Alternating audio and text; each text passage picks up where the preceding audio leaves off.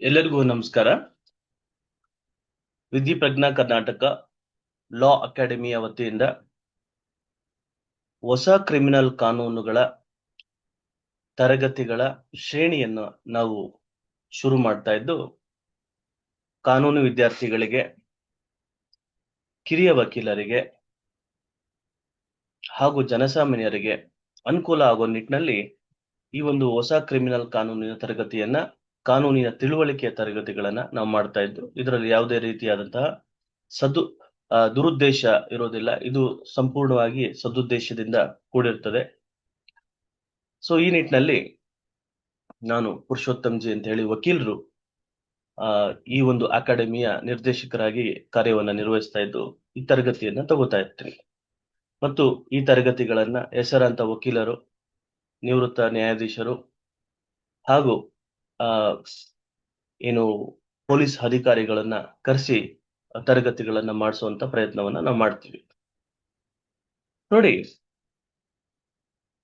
ಯಾವುದೇ ತರಗತಿಗಳನ್ನ ನಾವು ಶುರು ಮಾಡೋದಕ್ಕಿಂತ ಮುಂಚೆ ಒಂದು ಇಂಟ್ರೆಸ್ಟಿಂಗ್ ಸಂಗತಿಗಳನ್ನ ಅಥವಾ ಒಂದು ಇಂಟ್ರೆಸ್ಟಿಂಗ್ ಕಥೆಯನ್ನ ತಿಳಿಸ್ತಾ, ಆ ಕಥೆಯಲ್ಲಿ ಬರುವಂತಹ ಪಾತ್ರಗಳನ್ನ ಹೇಳ್ತಾ, ಆ ಕಥೆಯಲ್ಲಿ ನಡೆದಂತಹ ಘಟನೆಗಳನ್ನ ಅನುಗುಣವಾಗಿ ಕಾನೂನಿನ ಕಲಿಕೆ ಮಾಡದಂತ ಸಂದರ್ಭದಲ್ಲಿ ಬಹಳ ಅದು ಒಂದು ಎಫೆಕ್ಟಿವ್ ಆಗಿರುತ್ತೆ ಅಂತ ನಾನು ಭಾವಿಸ್ತೀನಿ. ಸೊ ಈ ನಿಟ್ಟಿನಲ್ಲಿ ಈ ಒಂದು ಪ್ರಾರಂಭದ ತರಗತಿಯಲ್ಲಿ ನಾನು ನಿಮ್ಗೊಂದು ಕಥೆಯನ್ನ ಹೇಳಲಿಕ್ಕೆ ಬಯಸ್ತೀನಿ. ನೋಡಿ, ಅದೊಂದು ದಿನ ಸೆಪ್ಟೆಂಬರ್ 2014ನೇ ಒಂದು ದಿನ, ಒಬ್ಬ ವಯಸ್ಸಾದಂತ ವೃದ್ಧ ಪೊಲೀಸ್ ಸ್ಟೇಷನ್ಗೆ ಫೋನ್ ಮಾಡ್ತಾನೆ. ಪೊಲೀಸ್ ಸ್ಟೇಷನ್ಗೆ ಫೋನ್ ಮಾಡಿ ಹೇಳ್ತಾನೆ, ನನ್ನ ಮಗಳು ಆತ್ಮಹತ್ಯೆ ಮಾಡ್ಕೊಂಡಿದ್ದಾಳೆ, ತಕ್ಷಣ ನೀವು ಹೊರಟು ಬನ್ನಿ ಅಂತ ಪೊಲೀಸ್ನವ್ರಿಗೆ ಇನ್ಫಾರ್ಮೇಶನ್ ಕೊಡ್ತಾನೆ. ಪೊಲೀಸ್ನವರು ಆ ಒಂದು ನಿಟ್ಟಿನಲ್ಲಿ ಆ ಸ್ಥಳಕ್ಕೆ ಧಾವಿಸ್ತಾರೆ. ಅದೊಂದು ಸಣ್ಣ ಮನೆ, ಅದು ಒಂದು 1 BHK ಮನೆ. ಅದು ಆ ಮನೆಗೆ ಧಾವಿಸಿದಂತ ಸಂದರ್ಭದಲ್ಲಿ ಆ ಚಿಲಕವನ್ನ ಹಾಕಿರ್ತಾರೆ. ಅದನ್ನ ಆ ಒಂದು ಡೋರ್ ನಲ್ಲಿ, ರೂಮ್ ನಲ್ಲಿ ಆಕೆ ಆತ್ಮಹತ್ಯೆ ಮಾಡ್ಕೊಂಡಿರ್ತಾಳೆ. ಆ ಚಿಲಕವನ್ನ ಪೊಲೀಸ್ನವರು ಹೊಡೆದು ಆ ಒಂದು ರೂಮ್ ನ ಬಾಗಿಲನ್ನ ತೆಗೆದಂತ ಸಂದರ್ಭದಲ್ಲಿ ಬೀನಾಳ ಶವ ನೆಲದ ಮೇಲೆ ಬಿದ್ದಿರ್ತದೆ. ಆ ಬೀನಾಳ ಕುತ್ತಿಗೆಯನ್ನ ಸೀಳಾಗಿರುತ್ತೆ. ಪಕ್ಕದಲ್ಲಿ ಚಾಕು ಇರ್ತದೆ. ರಕ್ತಸಿಕ್ತವಾದಂತಹ ಒಂದು ಹಾಸಿಗೆ ಕಂಪ್ಲೀಟ್ ರಕ್ತಮಯವಾಗಿರುತ್ತೆ. ಪಕ್ಕದಲ್ಲಿ ಒಂದು ಫೋನು ಸಹ ಬಿದ್ದಿರುತ್ತೆ. ತಕ್ಷಣ ಆ ವ್ಯಕ್ತಿ, ಈಕೆ ನನ್ನ ಮಗಳು, ಸೊ ನನ್ನ ಅಳಿಯ ಒಂದು ಸಾಫ್ಟ್ವೇರ್ ಕಂಪನಿಯಲ್ಲಿ ಕೆಲಸವನ್ನ ಮಾಡ್ತಾನೆ, ಸೊ ಆತ ನನಗೆ ಬೆಳಗ್ಗೆ ಹೇಳ್ದ, ನಿನ್ನೆ ಬೆಳಗ್ಗೆ ಫೋನ್ ಮಾಡಿ ಹೇಳ್ದ. ಸೊ ನನ್ನ ಜೊತೆ ಮತ್ತು ಬೀನಾಳ ನಡುವೆ ಒಂದು ಸಣ್ಣ ಗಲಾಟೆ ಆಯ್ತು. ಸೊ ನಾವು ಪಿಕ್ಚರ್ಗೆ ಹೋಗಿದ್ವಿ. ಪಿಕ್ಚರ್ ಇಂದ ಬಂದು ಹೀಗೆ ಮಾತಿಗೆ ಮಾತು ಬೆಳೀತು. ಸೊ ಅವಳು ಹೋಗಿ ಬಾಕ್ಲಾಕೊಂಡ್ಲು, ನಾನು ಹೋಗಿ ಹಾಲ್ನಲ್ಲಿ ಮಲ್ಕೊಂಡೆ. ತಕ್ಷಣ ನನಗೆ ಬೆಳಗ್ಗೆ ಕೆಲ್ಸಕ್ಕೆ ಹೋಗ್ಬೇಕಾಗಿತ್ತು, ನಾನು ಹೊರಟೋಗ್ಬಿಟ್ಟೆ. ಹೋಗ್ಬೇಕು ಅಂತ ಹೇಳಿ ಹೋಗ್ತಾ ಇದ್ದೀನಿ ಅಂತ ಹೇಳಿ ನನಗೆ ಫೋನ್ ಮಾಡಿ ಹೇಳ್ದ, ಮಾವ ಈ ತರ ನಾನು ಹೋಗ್ತಾ ಇದ್ದೀನಿ ಕೆಲ್ಸಕ್ಕೆ, ಈ ತರ ಜಗಳ ಆಡ್ಕೊಂಡು ಬಾಕ್ಲಾಕೊಂಡ್ಬಿಟ್ಟಿದ್ದಾಳೆ, ನೀವು ಬಂದು ಇಲ್ಲಿ ನೋಡಿ ಅಂತ ಹೇಳ್ದ. ಸೊ ಅವನು ಬಂದ ಮೇಲೆ ನಾನು ಇಲ್ಲಿ ಮನೆ ಹತ್ರ ಬಂದಾಗ ರಕ್ತ ರೂಮಿಂದ ಹರಿತಾ ಇತ್ತು. ನನಗ ಭಯ ಆಯ್ತು. ಸೊ ಕಿಟಕಿಯಿಂದ ನೋಡಿದೆ, ಈ ತರ ಆಗಿತ್ತು. ತಕ್ಷಣ ನಾನು ನಿಮಗ್ ಫೋನ್ ಮಾಡಿದೆ ಸರ್ ಅಂತ ಹೇಳ್ತಾನೆ. ಸರಿ ಅಂತ ಪೊಲೀಸ್ನವ್ರು ಏನ್ ಮಾಡ್ತಾರೆ, ಆ ಗಂಡನಿಗೆ ಫೋನ್ ಮಾಡಿ ಕರೆಸ್ತಾರೆ. ಗಂಡ ಓಡ್ ಬಂದು ಅಳದಕ್ ಶುರು ಮಾಡ್ತಾನೆ, ಜೋರಾಗಿ ಅಳದಕ್ ಶುರು ಮಾಡ್ತಾನೆ. ಸೊ ಈ ರೀತಿಯಾಗಿ ಮಾಡ್ಕೊಂಡ್ಬಿಟ್ಟಿದ್ದಾಳೆ, ಈ ವಿಚಾರ ನನ್ಗೆ ಗೊತ್ತಿರ್ಲಿಲ್ಲ, ಸೊ ನಮ್ದು ಸಣ್ಣ ಜಗಳ ಆಗಿತ್ತು ನೈಟು, ಸೊ ಅಂತ ಹೇಳ್ತಾರೆ. ಪೊಲೀಸ್ನವರು ಇದು ಆತ್ಮಹತ್ಯೆ ಇರ್ಬೋದು ಅಂತ ಏನ್ ಮಾಡ್ತಾರೆ, ಕೇಸನ್ನ ರಿಜಿಸ್ಟರ್ ಮಾಡ್ಕೊಂತಾರೆ. ಕೇಸನ್ನ ರಿಜಿಸ್ಟರ್ ಮಾಡ್ಕೊಂಡ ನಂತರ ಆ ಶವವನ್ನ ಫೋರೆನ್ಸಿಕ್ಸ್ನವ್ರಿಗೆ ಕಳಿಸ್ತಾರೆ, FSL ಲ್ಯಾಬ್ಗೆ ಕಳಿಸ್ತಾರೆ, ಏನು ಪೋಸ್ಟ್ ಮಾರ್ಟಮ್ ಕಳಿಸ್ತಾರೆ. ಪೋಸ್ಟ್ ಮಾರ್ಟಮ್ಗೆ ಕಳಿಸ್ತಂತ ಸಂದರ್ಭದಲ್ಲಿ ಪೋಸ್ಟ್ ಮಾರ್ಟಮಿನ ಡಾಕ್ಟರ್ಸ್ ಒಂದು ಕನ್ಕ್ಲೂಷನ್ ಬರ್ತಾರೆ, ಹರಿತವಾದಂತಹ ಒಂದು ಏನು ಚಾಕುವಿಂದ ಕತ್ತುವನ್ನ ಕೊಯ್ದಿರೋದು ನಿಜ. ಮತ್ತು ಆಕೆಯ ಬಲಭುಜದ ಮೇಲೆ ಗಾಯಗಳಾಗಿರ್ತವೆ. ಆ ಬಲದ ಭುಜದ ಗಾಯಗಳು ಮತ್ತು ಆ ಏನು ಆ ಹರಿತವಾದಂತಹ ಒಂದು ಚಾಕುವಿನ ಆ ಆಳವನ್ನ ನೋಡಿದಂತ ಸಂದರ್ಭದಲ್ಲಿ ಇದು ಒಬ್ಬ ವ್ಯಕ್ತಿ ತಾನಾಗಿ ತಾನು ಕುಯ್ಕೊಂಡಿರೋದಲ್ಲ, ಇನ್ನೊಬ್ಬ ಕುಯ್ದಿರುವಂತದ್ದು ಅನ್ನೋದು ಡಾಕ್ಟರ್ಸ್ಗೆ ಗೊತ್ತಾಗುತ್ತೆ. ಇದು ಆತ್ಮಹತ್ಯೆ ಅಲ್ಲ, ಇದು ಕೊಲೆ ಅಂತ ಡಾಕ್ಟರ್ಸ್ ಹೇಳ್ತಾರೆ. ಸೊ ಪೊಲೀಸ್ನವ್ರಿಗೆ ಆಶ್ಚರ್ಯ ಆಗುತ್ತೆ. ಸೊ ಪೊಲೀಸ್ನವರು ಆಕೆಯ ಕಾಲ್ ರೆಕಾರ್ಡಿಂಗ್ಸ್ ಅನ್ನ ನೋಡಿದಂತ ಸಂದರ್ಭದಲ್ಲಿ ರಾತ್ರಿ 2 ಗಂಟೆ ಸಮಯದಲ್ಲಿ ಐ ಮಿಸ್ ಯು ಡಿಯರ್ ಅಂತ ಹೇಳಿ ತನ್ನ ಗಂಡನಿಗೆ ಮೆಸೇಜ್ ಅನ್ನ ಹಾಕಿರೋದು ನೋಡ್ತಾರೆ. ಸೊ ಈ ಸಂದರ್ಭದಲ್ಲಿ ಪೊಲೀಸ್ನವರು ಇದು ಆತ್ಮಹತ್ಯೆ ಅಲ್ವಾ ಡಾಕ್ಟರ್ ಎಂದಾಗ, ಇಲ್ಲ ಇಲ್ಲ ಖಂಡಿತ ಆತ್ಮಹತ್ಯೆ ಅಲ್ಲ, ಇದು ಕೊಲೆ ಇದೆ, ಕೊಲೆ ಆಗಿದೆ ಇದು. ಸೊ ನನಗೆ ನೀವು ಆ ಜಾಗವನ್ನ ತೋರಿಸ್ತೀರಾ ಅಂತ ಕೇಳಿದಂತ ಸಂದರ್ಭದಲ್ಲಿ ಡಾಕ್ಟರ್ ಪೊಲೀಸ್ನವರು ಕರ್ಕೊಂಡು ಹೋಗ್ತಾರೆ. ಆ ಜಾಗವನ್ನ ಕೂಲಂಕುಷವಾಗಿ ನೋಡ್ಲಾಗ್ತದೆ. ಎಲ್ಲಿ ಆ ಸ್ಪಾಟ್ ನಲ್ಲಿ ಆ ಕ್ರೈಮ್ ಏನು ಸೀನ್ ಅಂತ ನಾವು ಕರಿತೀವಿ, ಆ ಕ್ರೈಮ್ ಸೀನ್ ಕರ್ಕೊಂಡು ಹೋಗಿ ನೋಡಿದಂತ ಡಾಕ್ಟ್ರು ಅಲ್ಲಿ ಆ ಒಂದು ಅಟ್ಟದ ಮೇಲೆ 2-3 ಬ್ರೀಫ್ ಕೇಸ್ಗಳನ್ನ ಇಟ್ಟಿರೋಂಥದ್ದು ನೋಡ್ತಾರೆ. ಅಲ್ಲಿ ಒಬ್ಬ ಪೊಲೀಸ್ ಪೇದೆಯನ್ನ ಹತ್ತಿಸ್ತಾರೆ, ಅಲ್ಲೇನಿದೆ ನೋಡಿ ಚೆಕ್ ಮಾಡಿ ಅಂತ. ಅಲ್ಲಿ ಪೇದೆಗೆ ಆಶ್ಚರ್ಯ ಆಗುತ್ತೆ. ಏನು ಆ ಬ್ರೀಫ್ ಕೇಸ್ಗಳನ್ನ ಜೋಡಿಸಿದ್ರ ಮೇಲೆ ನಿಂತ್ಕೊಂಡಾಗ ಆ ಅಟ್ಟದ ಮೇಲೆ ಏನಿರುತ್ತಲ್ಲ, ಅಟ್ಟಕ್ಕೂ ಮತ್ತು ಹಜಾರ, ಏನು ಹಜಾರ ಅಂದ್ರೆ ಹಾಲ್ ಅಂತ ಹೇಳಿ, ಆ ಹಾಲ್ ನಡುವೆ ಹೋಗುವಂತ ಒಂದು ಸಣ್ಣ ದಾರಿ ಇರ್ತದೆ. ಸೊ ಅದು ಇಂಟರ್ ಕನೆಕ್ಟ್ ಆಗಿರ್ತದೆ. ಆ ಕನೆಕ್ಷನ್ ಅಲ್ಲಿ ಕೊಲೆಗಾರ ಕೊಲೆಯನ್ನ ಮಾಡಿ, ಸೊ ಆ ಆ ಸಹಾಯದಿಂದ ಬ್ರೀಫ್ ಕೇಸ್ ಸಹಾಯದಿಂದ ಹತ್ತಿ ಹಜಾರಕ್ಕೆ ಇಳಿದು ಓಡೋಗಿದ್ದಾನೆ ಅಂತ ಹೇಳಿ ಗೊತ್ತಾಗುತ್ತೆ. ಆ ಸಂದರ್ಭದಲ್ಲಿ ಆ ಗಂಡ ಮಾತ್ರ ಆ ವಿಚಾರ ಹಿಂದಿನ ದಿನ ಆಕೆ ಜೊತೆ ಇರ್ತಾನೆ. ಸೊ ಪೊಲೀಸ್ನವ್ರು ಏನ್ ಮಾಡ್ತಾರೆ, ಕರ್ಕೊಂಡು ಹೋಗ್ತಾರೆ. ಕರ್ಕೊಂಡೋಗಿ ಬಾಯಿ ಬಿಡ್ಸೋಕೆ ಪ್ರಯತ್ನ ಪಡ್ತಾರೆ. ಗಂಡ ಅವಾಗ ಹೇಳ್ತಾನೆ, ಇಲ್ಲ ಈ ಕೊಲೆಯನ್ನ ನಾನೇ ಮಾಡಿದ್ದು ಅಂತ ಹೇಳ್ತಾನೆ. ಯಾಕೆ ಅಂತ ಪ್ರಶ್ನೆಯನ್ನ ಕೇಳಿದಾಗ, ನನ್ನ ಹೆಂಡತಿ ಒಂದು ಅನೈತಿಕ ಸಂಬಂಧವನ್ನ ಹೊಂದಿದ್ಲು. ಸೊ ಈ ವಿಚಾರವಾಗಿ ನನ್ಗೂ ಅವಳಿಗೂ ಗಲಾಟೆ ಆಗ್ತಾ ಇತ್ತು. ಅವತ್ತಿನ ಸಂದರ್ಭದಲ್ಲಿ ನಾನು ಅವತ್ತು ಇಬ್ರು ಪಿಕ್ಚರ್ಗೆ ಹೋದ್ವಿ, ಬಂದ್ ಕೂತ್ಕೊಂಡು ಕುಡ್ದಂತ ಸಂದರ್ಭದಲ್ಲಿ ನಾನು ಕೇಳ್ದೆ ಆಕೆಗೆ, ನೋಡು ಈ ತರ ಹಳೆ ಚಾಳಿನೆಲ್ಲ ಬಿಟ್ಬಿಡು, ಸೊ ಮದ್ವೆ ಮಾಡ್ಕೊಂಡಿದ್ವಿ, ಮಗು ಇದೆ, ಸೊ ಮಗುನ ಚೆನ್ನಾಗಿ ನೋಡ್ಕೋಬೇಕು ಅಂತೆಲ್ಲ ಹೇಳಿದ್ವಿ.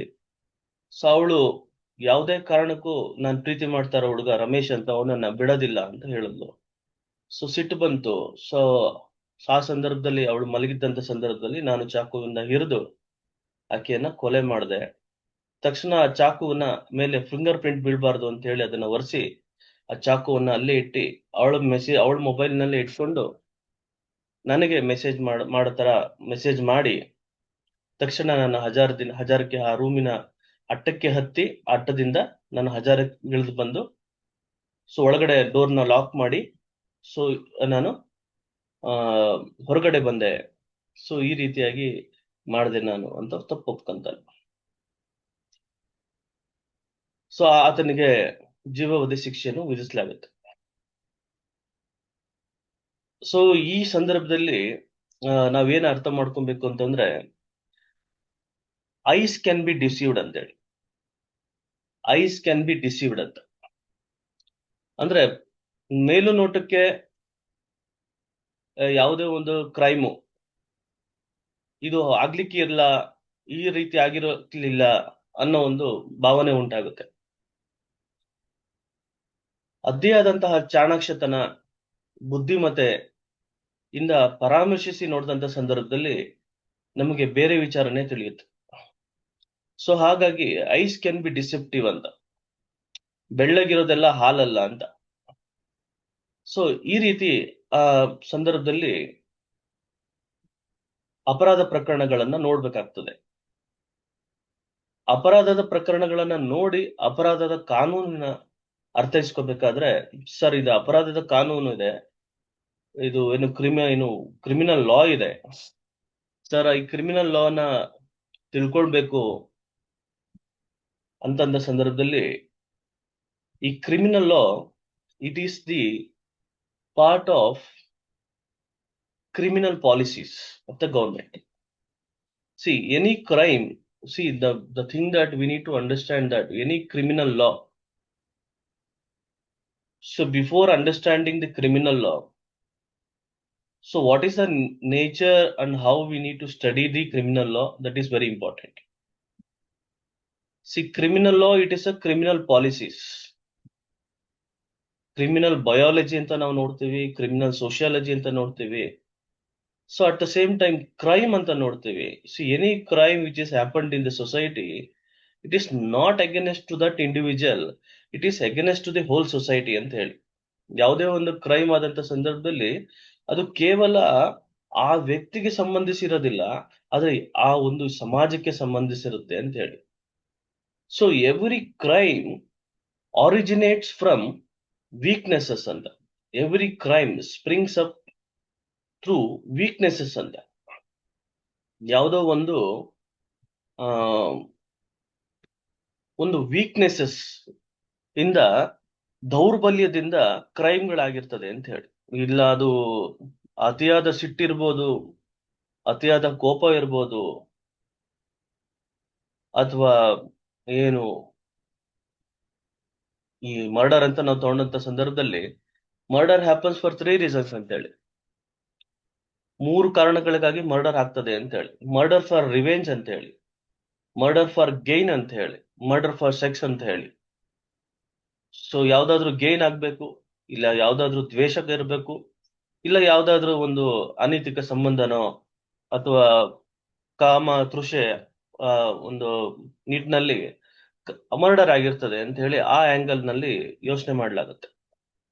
ಸೊ ಹೀಗಾಗಿ ಈ ಕ್ರಿಮಿನಲ್ ಲಾ ಅರ್ಥ ಮಾಡ್ಕೊಳ್ಳೋಕ್ಕಿಂತ ಮುಂಚೆ ಈ ಕ್ರೈಮಿನ ಒಂದು ಸ್ಪಷ್ಟತೆಯನ್ನ ಅರ್ಥ ಮಾಡ್ಕೋಬೇಕಾಗ್ತದೆ. ಸೊ ಈ ಕ್ರಿಮಿನಲ್ ಲಾ ಅಥವಾ ಕ್ರಿಮಿನಲ್ ಪಾಲಿಸಿ ಅಂತ ನಾವೇನ್ ಕರಿತೀವಿ, ಈ ಕ್ರಿಮಿನಲ್ ಪಾಲಿಸೀಸ್ ಅಲ್ಲಿ 2 ಅಂಶಗಳು, ಸೊ ಎಸೆನ್ಷಿಯಲ್ಸ್ ಆಫ್ ಕ್ರೈಮ್ ಅಂತ ನಾವು ಕರಿತೀವಿ. ಈ ಎಸೆನ್ಷಿಯಲ್ಸ್ ಆಫ್ ಕ್ರೈಮ್ ಯಾವ್ದು ಸರ್ ಅಂತ ನೀವು ಪ್ರಶ್ನೆಯನ್ನ ಕೇಳಿದ್ರೆ, ಈ ಆಕ್ಟಸ್ ರಿಯಾ ಮತ್ತು ಮೆನ್ಸ್ ರಿಯಾ ಅಂತ ನಾವು ಕರಿತೀವಿ. ಆಕ್ಟಸ್ ರಿಯಾ ಅಂತಂದ್ರೆ ಒಂದು ಘಟನೆ ಆಗಿರುವಂತದ್ದು, ಆ ಘಟನೆಗೆ ಸಂಬಂಧಪಟ್ಟಂತ ಮನಸ್ಥಿತಿ ಉಳ್ಳಂತದ್ದು. So actus rea and mens rea ಇರಲೇಬೇಕು ಸರ್ ಅಂತ ಸೊ ಕ್ರಿಮಿನಲ್ ಲಾ ಹೇಳುತ್ತೆ. ಸೊ ಎಸೆನ್ಷಿಯಲ್ಸ್ ಆಫ್ ಕ್ರೈಮ್ ಅಥವಾ conditions to constitute that it is a crime ಅಂತ ನಾವು ಕ್ರೈಮ್ ಅಂತ ಹೇಳ್ಬೇಕಾದ್ರೆ, ಸೊ ಆ ಸಂದರ್ಭದಲ್ಲಿ ಮೆನ್ಸ್ ರಿಯಾ ಇರಬೇಕು, ಅಥವಾ ಗಿಲ್ಟಿ ಇಂಟೆನ್ಷನ್ ಇರಬೇಕು, ಅಥವಾ ಏನು ಒಂದು ಘಟನೆ ನಡೆದಿರಬೇಕು. ಈ 2 ಘಟನೆ ನಡೆದಿದ್ದು ಮತ್ತು ಅದಕ್ಕೆ ಉದ್ದೇಶ ಇದ್ದು, ಒಂದು ದುರುದ್ದೇಶ ಇದ್ದು ಅಂತ ಸಂದರ್ಭದಲ್ಲಿ ಅದು ಕ್ರೈಮ್ ಅಂತ ಕನ್ಸ್ಕೊಳ್ತೀವಿ. ಅದನ್ನ ನಾವು ಅರ್ಥೈಸ್ಕೊಳ್ಳುವಂಥದ್ದು ಮಾಡ್ತೀವಿ. ಸೊ ಈ ನಿಟ್ಟಿನಲ್ಲಿ ಈ ಹೊಸ ಕ್ರಿಮಿನಲ್ ಕಾನೂನಿನ ಅಧ್ಯಯನ ಏನಿದೆ, ಈ ಹೊಸ ಕ್ರಿಮಿನಲ್ ಕಾನೂನಿನ ಅರ್ಥೈಸ್ಕೊಬೇಕಾದಂತ ಸಂದರ್ಭದಲ್ಲಿ ನಾವು ಅರ್ಥ ಮಾಡ್ಕೊಬೇಕಾದ್ದು ಏನು ಅಂತಂದ್ರೆ, ಜಸ್ಟಿಸ್ ಮೆಕ್ಯಾನಿಸಮ್ ಅಂತ ಹೇಳಿ. ಸೊ ಜಸ್ಟಿಸ್ ಮೆಕ್ಯಾನಿಸಮ್, ಸೊ ನ್ಯಾಯಾಂಗ ಒಂದು ಸಿಸ್ಟಮ್ ಅನ್ನ ಅರ್ಥ ಮಾಡ್ಕೊಂಡು, ಸರ್ ಜಸ್ಟಿಸ್ ಅಂದ್ರೆ ಏನು ಸರ್ ಅಂತ ನೀವು ಪ್ರಶ್ನೆಯನ್ನ ಕೇಳಿದ್ರೆ, ಜಸ್ಟಿಸ್ ಮೀನ್ಸ್ ಫೇರ್ನೆಸ್ ಅಂತ ನಾವು ಹೇಳ್ಬೋದು. ಜಸ್ಟಿಸ್ ಅಂತಂದ್ರೆ ಸರ್ ನ್ಯಾಯ ಅಂದ್ರೆ ಏನು ಸರ್ ಅಂತ ಪ್ರಶ್ನೆ ಕೇಳಿದ್ರೆ, ಸೊ ಇದು ನ್ಯಾಯ ಆಯ್ತಾ. ಸೊ ನನಗೆ ಏನು ಆ ಸರಿ ತೋಚಿದ್ದು, ಸರಿಯಾದಂತಹ ಒಂದು ನಿರ್ಧಾರಕ್ಕೆ ಬಂದಂತದ್ದು, ಅಥವಾ ಸರಿಸಮವಾಗಿ ನೋಡೋ ಅಂತದ್ದು, ಸೊ ಅದು ನ್ಯಾಯ ಅಂತ ನಾವು ಕರಿತೀವಿ. ನಾವು ಈ ಸಂವಿಧಾನನ ತಗೊಂಡಂತ ಸಂದರ್ಭದಲ್ಲಿ ಸಂವಿಧಾನಕ್ಕೂ ಮತ್ತು ಕ್ರಿಮಿನಲ್ ಲಾಗೂ ಏನ್ ಸರ್ ವ್ಯತ್ಯಾಸ ಸರ್ ಅಂತ ನೀವು ಪ್ರಶ್ನೆ ಕೇಳಿದ್ರೆ, ಸಂವಿಧಾನದ ಪೀಠಿಕೆಯಲ್ಲಿ ನ್ಯಾಯದ ಬಗ್ಗೆ ಉಲ್ಲೇಖ ಆಗಿದೆ. So I will show you that preamble to you where you can understand the concept of justice which is arrived from the constitution.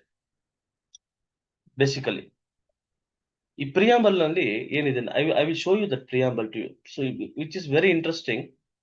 ಬಹಳ ಖುಷಿ ಆಯ್ತು ನನಗೆ ಅದನ್ನ ಓದುವಂತ ಸಂದರ್ಭದಲ್ಲಿ. ಸೊ ಅದನ್ನ ನಾನು ತೋರಿಸ್ತೇನೆ. ನ್ಯಾಯ ಅನ್ನೋ ಕಾನ್ಸೆಪ್ಟ್ ಈ ಸಂವಿಧಾನದ ಅಡಿಯಿಂದ ಬಂದಿದೆ. So I will share that.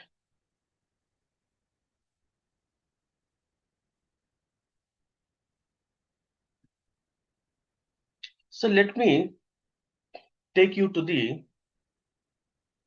preamble of the Indian Constitution.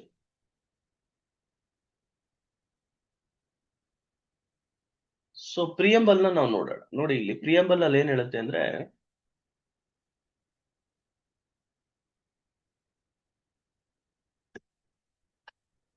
ನಮಗ್ ಕಾಣಿಸ್ತಾ ಇದೆ ಇದು?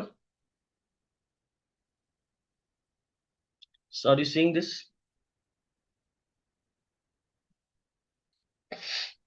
ಸರ್ ಕಾಣಿಸ್ತದೆ ಸರ್. ಕಾಣಿಸ್ತಾ ಇದೆ, ಓಕೆ.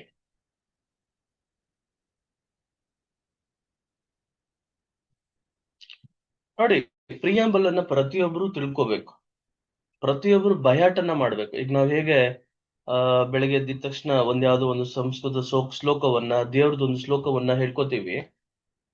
ಸೊ ಹಾಗೇನೆ ಪ್ರಿಯಾಂಬಲ್ ಅನ್ನ ಪ್ರತಿಯೊಬ್ರು ತಿಳ್ಕೊಳ್ಳುವಂತದ್ದು ಅವಶ್ಯಕತೆ ಆಗುತ್ತೆ. ಯಾಕೆ ಅಂತಂದ್ರೆ, ಈ ಒಂದು ರಾಷ್ಟ್ರದಲ್ಲಿ ನಾನು ಬದುಕ್ತಾ ಇದ್ದೀನಿ, ಈ ಒಂದು ಭಾರತ ದೇಶದಲ್ಲಿ ನಾನು ಬದುಕ್ತಾ ಇದ್ದೀನಿ ಅಂದಾಗ, ಈ ಭಾರತ ದೇಶವನ್ನ ಮುನ್ನಡೆಸ್ತಾ ಇರೋದು ಯಾವ್ದು ಸರ್ ಅಂತ ಪ್ರಶ್ನೆಯನ್ನ ಹಾಕೊಂಡಾಗ ನಮ್ಗೆ ಅರ್ಥ ಆಗೋದು ಯಾವುದು ಅಂದ್ರೆ ಸಂವಿಧಾನ ಅಂತೇಳಿ. ಸೊ ಸಂವಿಧಾನ ಎಲ್ಲಾ ಕಾನೂನುಗಳಿಂದ ತಾಯಿ ಅದು. So it is a basic law where other laws are being evolved ಅಂತ.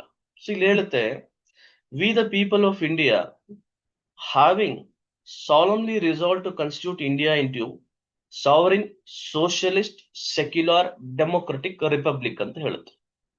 ಸೊ ಇದು ತತ್ವಗಳು ಮತ್ತು ಸಿದ್ಧಾಂತ. ಸಾವರಿನ್ ಅಂತಂದ್ರೆ ಸುಪ್ರೀಂ ಅಂತ ಹೇಳಿ, socialism, secularism, democratic principles, republic principles, and to secure to all its citizens justice ಅಂತ ಹೇಳ್ತಾರೆ. ನ್ಯಾಯ ನೋಡಿ, ಸಾಮಾಜಿಕ ನ್ಯಾಯ, ಆರ್ಥಿಕ ನ್ಯಾಯ ಮತ್ತು ಪೊಲಿಟಿಕಲ್ ಜಸ್ಟಿಸ್ ಅಂತ ಹೇಳ್ತಾರೆ, ರಾಜಕೀಯ ನ್ಯಾಯ. ಸೊ ಜಸ್ಟಿಸ್ ಅಂತ ಇಲ್ಲಿ ಪದ ಬಂತು. ಸರ್ ಹಾಗಾದ್ರೆ ಏನು ಸರ್ ಅಂತ ಪ್ರಶ್ನೆಯನ್ನ ಕೇಳಿದಾಗ, ಸರ್ ಸಾಮಾಜಿಕ ನ್ಯಾಯ ಅಂತಂದ್ರೆ ಏನು ಸರ್ ಅಂತ ನೀವು ಪ್ರಶ್ನೆಯನ್ನ ಕೇಳಿದ್ರೆ, ಸಾಮಾಜಿಕ ನ್ಯಾಯ ಅಂತಂದ್ರೆ ಎಲ್ಲರನ್ನು ಸರಿಸಮವಾಗಿ ಕಾಣುವಂಥದ್ದು. ನೋಡಿ, ಸಾಮಾಜಿಕ ನ್ಯಾಯ ಅಂತಂದ್ರೆ ಎಲ್ಲರನ್ನು ಸರಿಸಮವಾಗಿ ಕಾಣುವಂಥದ್ದು, ಎಲ್ಲರಿಗೂ ಸರಿಸಮಾನವಾದಂತಹ ಒಂದು ಅವಕಾಶವನ್ನ ಕೊಡುವಂಥದ್ದು. ಸೊ ಯಾರು ಸಹ ಮೇಲಲ್ಲ, ಯಾರು ಸಹ ಕೀಳಲ್ಲ ಅನ್ನೋ ನಿಟ್ಟಿನಲ್ಲಿ ಅವ್ರಿಗೆ ಏನು ಕಾಣುವಂಥದ್ದು, ಒಂದು ಅವಕಾಶವನ್ನ ಕೊಡುವಂಥದ್ದು. ಸೊ ಅದೇನಾಗುತ್ತೆ, ನ್ಯಾಯ ಆಗುತ್ತೆ ಅಂತ. ಸೊ ನ್ಯಾಯಕ್ಕಿಂತ ದೊಡ್ಡದು ಯಾವ್ದಾದ್ರು ಒಂದು ಪದ ಇದೆ ಅಂತ ಪ್ರಶ್ನೆಯನ್ನ ಕೇಳಿದ್ರೆ, ಹೌದು, ಜಸ್ಟಿಸ್ಗಿಂತ ಜಾಸ್ತಿ ತೂಕ ಇರುವಂತ ಯಾವ್ದಾದ್ರು ಒಂದು ಪದ ಅಂದ್ರೆ ಸೋಷಿಯಲ್ ಜಸ್ಟಿಸ್ ಅಂತ ನಾವು ಕರಿತೀವಿ. Sir, how do you connect that social justice or preamble to the in criminal laws ಅಂತ ನೀವು ಪ್ರಶ್ನೆ ಕೇಳಿದ್ರೆ, ನೋಡಿ ನಾನು ಹೇಳ್ತೀನಿ, ಆರ್ಟಿಕಲ್ 20 ಕ್ಲಾಸ್ 2 ಅಡಿಯಲ್ಲಿ, ಆರ್ಟಿಕಲ್ 20 ಕ್ಲಾಸ್ 2 ಅಡಿಯಲ್ಲಿ ಏನ್ ಹೇಳುತ್ತೆ ಅಂತಂದ್ರೆ, ಯಾವುದೇ ಒಬ್ಬ ವ್ಯಕ್ತಿಯನ್ನ ಯಾವುದೇ ಒಂದು ಅಪರಾಧಕ್ಕೆ ಶಿಕ್ಷಿಸಿದಂತಹ ಒಂದು ಸಂದರ್ಭದಲ್ಲಿ, ಒಂದು ಸಲ ಶಿಕ್ಷೆಯನ್ನ ಕೊಟ್ಟಂತ ಸಂದರ್ಭದಲ್ಲಿ ಪದೇ ಪದೇ ಆ ವ್ಯಕ್ತಿಯನ್ನ ಅದೇ ಒಂದು ಪ್ರಕರಣಕ್ಕೆ, ಅದೇ ಒಂದು ಸಂಗತಿಯ ಮೇಲೆ ಶಿಕ್ಷಿಸುವಂತಿಲ್ಲ ಅಂತ ಹೇಳಿ. ಸರ್, ಇದಕ್ಕೂ ಮತ್ತೆ ಕ್ರಿಮಿನಲ್ ಲಾಗೂ ಏನ್ ಸರ್ ವ್ಯತ್ಯಾಸ ಅಂತಂದ್ರೆ, ನೋಡಿ, criminal law explains about the fairness. Fairness ಅಂತಂದ್ರೆ ಸರಿಯಾದದ್ದಂತು ಅಂತ ಹೇಳಿ. ಸೊ ಅದು ಒಂದು ಮೌಲ್ಯ ಅಂತ ಹೇಳಿ, ಸರಿಯಾಗಿರುವಂತದ್ದು ಒಂದು ಮೌಲ್ಯ. ಸೊ ಈ ನಿಟ್ಟಿನಲ್ಲಿ ಒಬ್ಬ ವ್ಯಕ್ತಿಯನ್ನ ಪದೇ ಪದೇ ಶಿಕ್ಷಿಸ್ತಾ ಇದ್ರೆ, ಸೊ ಅದು ಅನ್ಯಾಯ ಅಂತ ಹೇಳಿ. So it is an unfair thing ಅಂತ ಹೇಳಿ. ಸೊ ಹಾಗಾಗಿ ಸಂವಿಧಾನದ ಅಡಿಯಲ್ಲಿ ಜಸ್ಟಿಸ್ ಅನ್ನೋ ಪದ, it applies to the criminal justice as well. ಸಂವಿಧಾನದ ಸಾಕಷ್ಟು ಪ್ರಾವಿಷನ್ಗಳು, ಆರ್ಟಿಕಲ್ಸ್ಗಳು ಫೇರ್ನೆಸ್ ಅನ್ನ ಹೇಳುತ್ತೆ, ಜಸ್ಟಿಸ್ ಕಾನ್ಸೆಪ್ಟ್ ಅನ್ನ ಹೇಳುತ್ತೆ. ನೋಡಿ, justice, liberty, equality, fraternity. So liberty of thought and expression, belief, faith and worship, equality of status and of opportunity, and to promote among them all fraternity. See, fraternity assuring the dignity of the individual and the unity and integrity of the nation ಅಂತ ಹೇಳುತ್ತೆ. C, ಇಲ್ಲಿ ನಾವು sir, ಸಂವಿಧಾನ ಮಾನವೀಯ ಮೌಲ್ಯಗಳನ್ನ ಎತ್ತಿಡಿಯುತ್ತಾ sir. Why not there is a humanity concept in the preamble. So humanity is top among all the concepts ಅಲ್ವಾ ಅಂತ ನೀವು ಪ್ರಶ್ನೆಯನ್ನ ಕೇಳಿದ್ರೆ ಹೌದು. See here, fraternity assuring the dignity of the individual ಅಂತ ಹೇಳುತ್ತೆ. ಅಂದ್ರೆ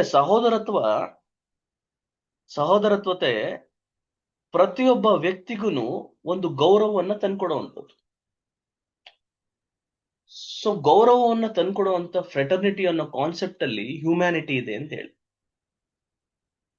ಆ ಹ್ಯುಮ್ಯಾನಿಟಿಯ ಕಾನ್ಸೆಪ್ಟ್ ಕ್ರಿಮಿನಲ್ ಜಸ್ಟಿಸ್ ಸಿಸ್ಟಮ್ ಅಲ್ಲೂ ಅಳವಡಿಸಿದಾರ ಸರ್ ಅಂತಂದ್ರೆ ಹೌದು ಅಂತ ಹೇಳಿ. ಸೊ ಹೇಗೆ ಸರ್ ಅಂತ ನೀವು ಪ್ರಶ್ನೆಯನ್ನ ಕೇಳಿದ್ರೆ, so we need to understand the concept of fair trial ಅಂತ.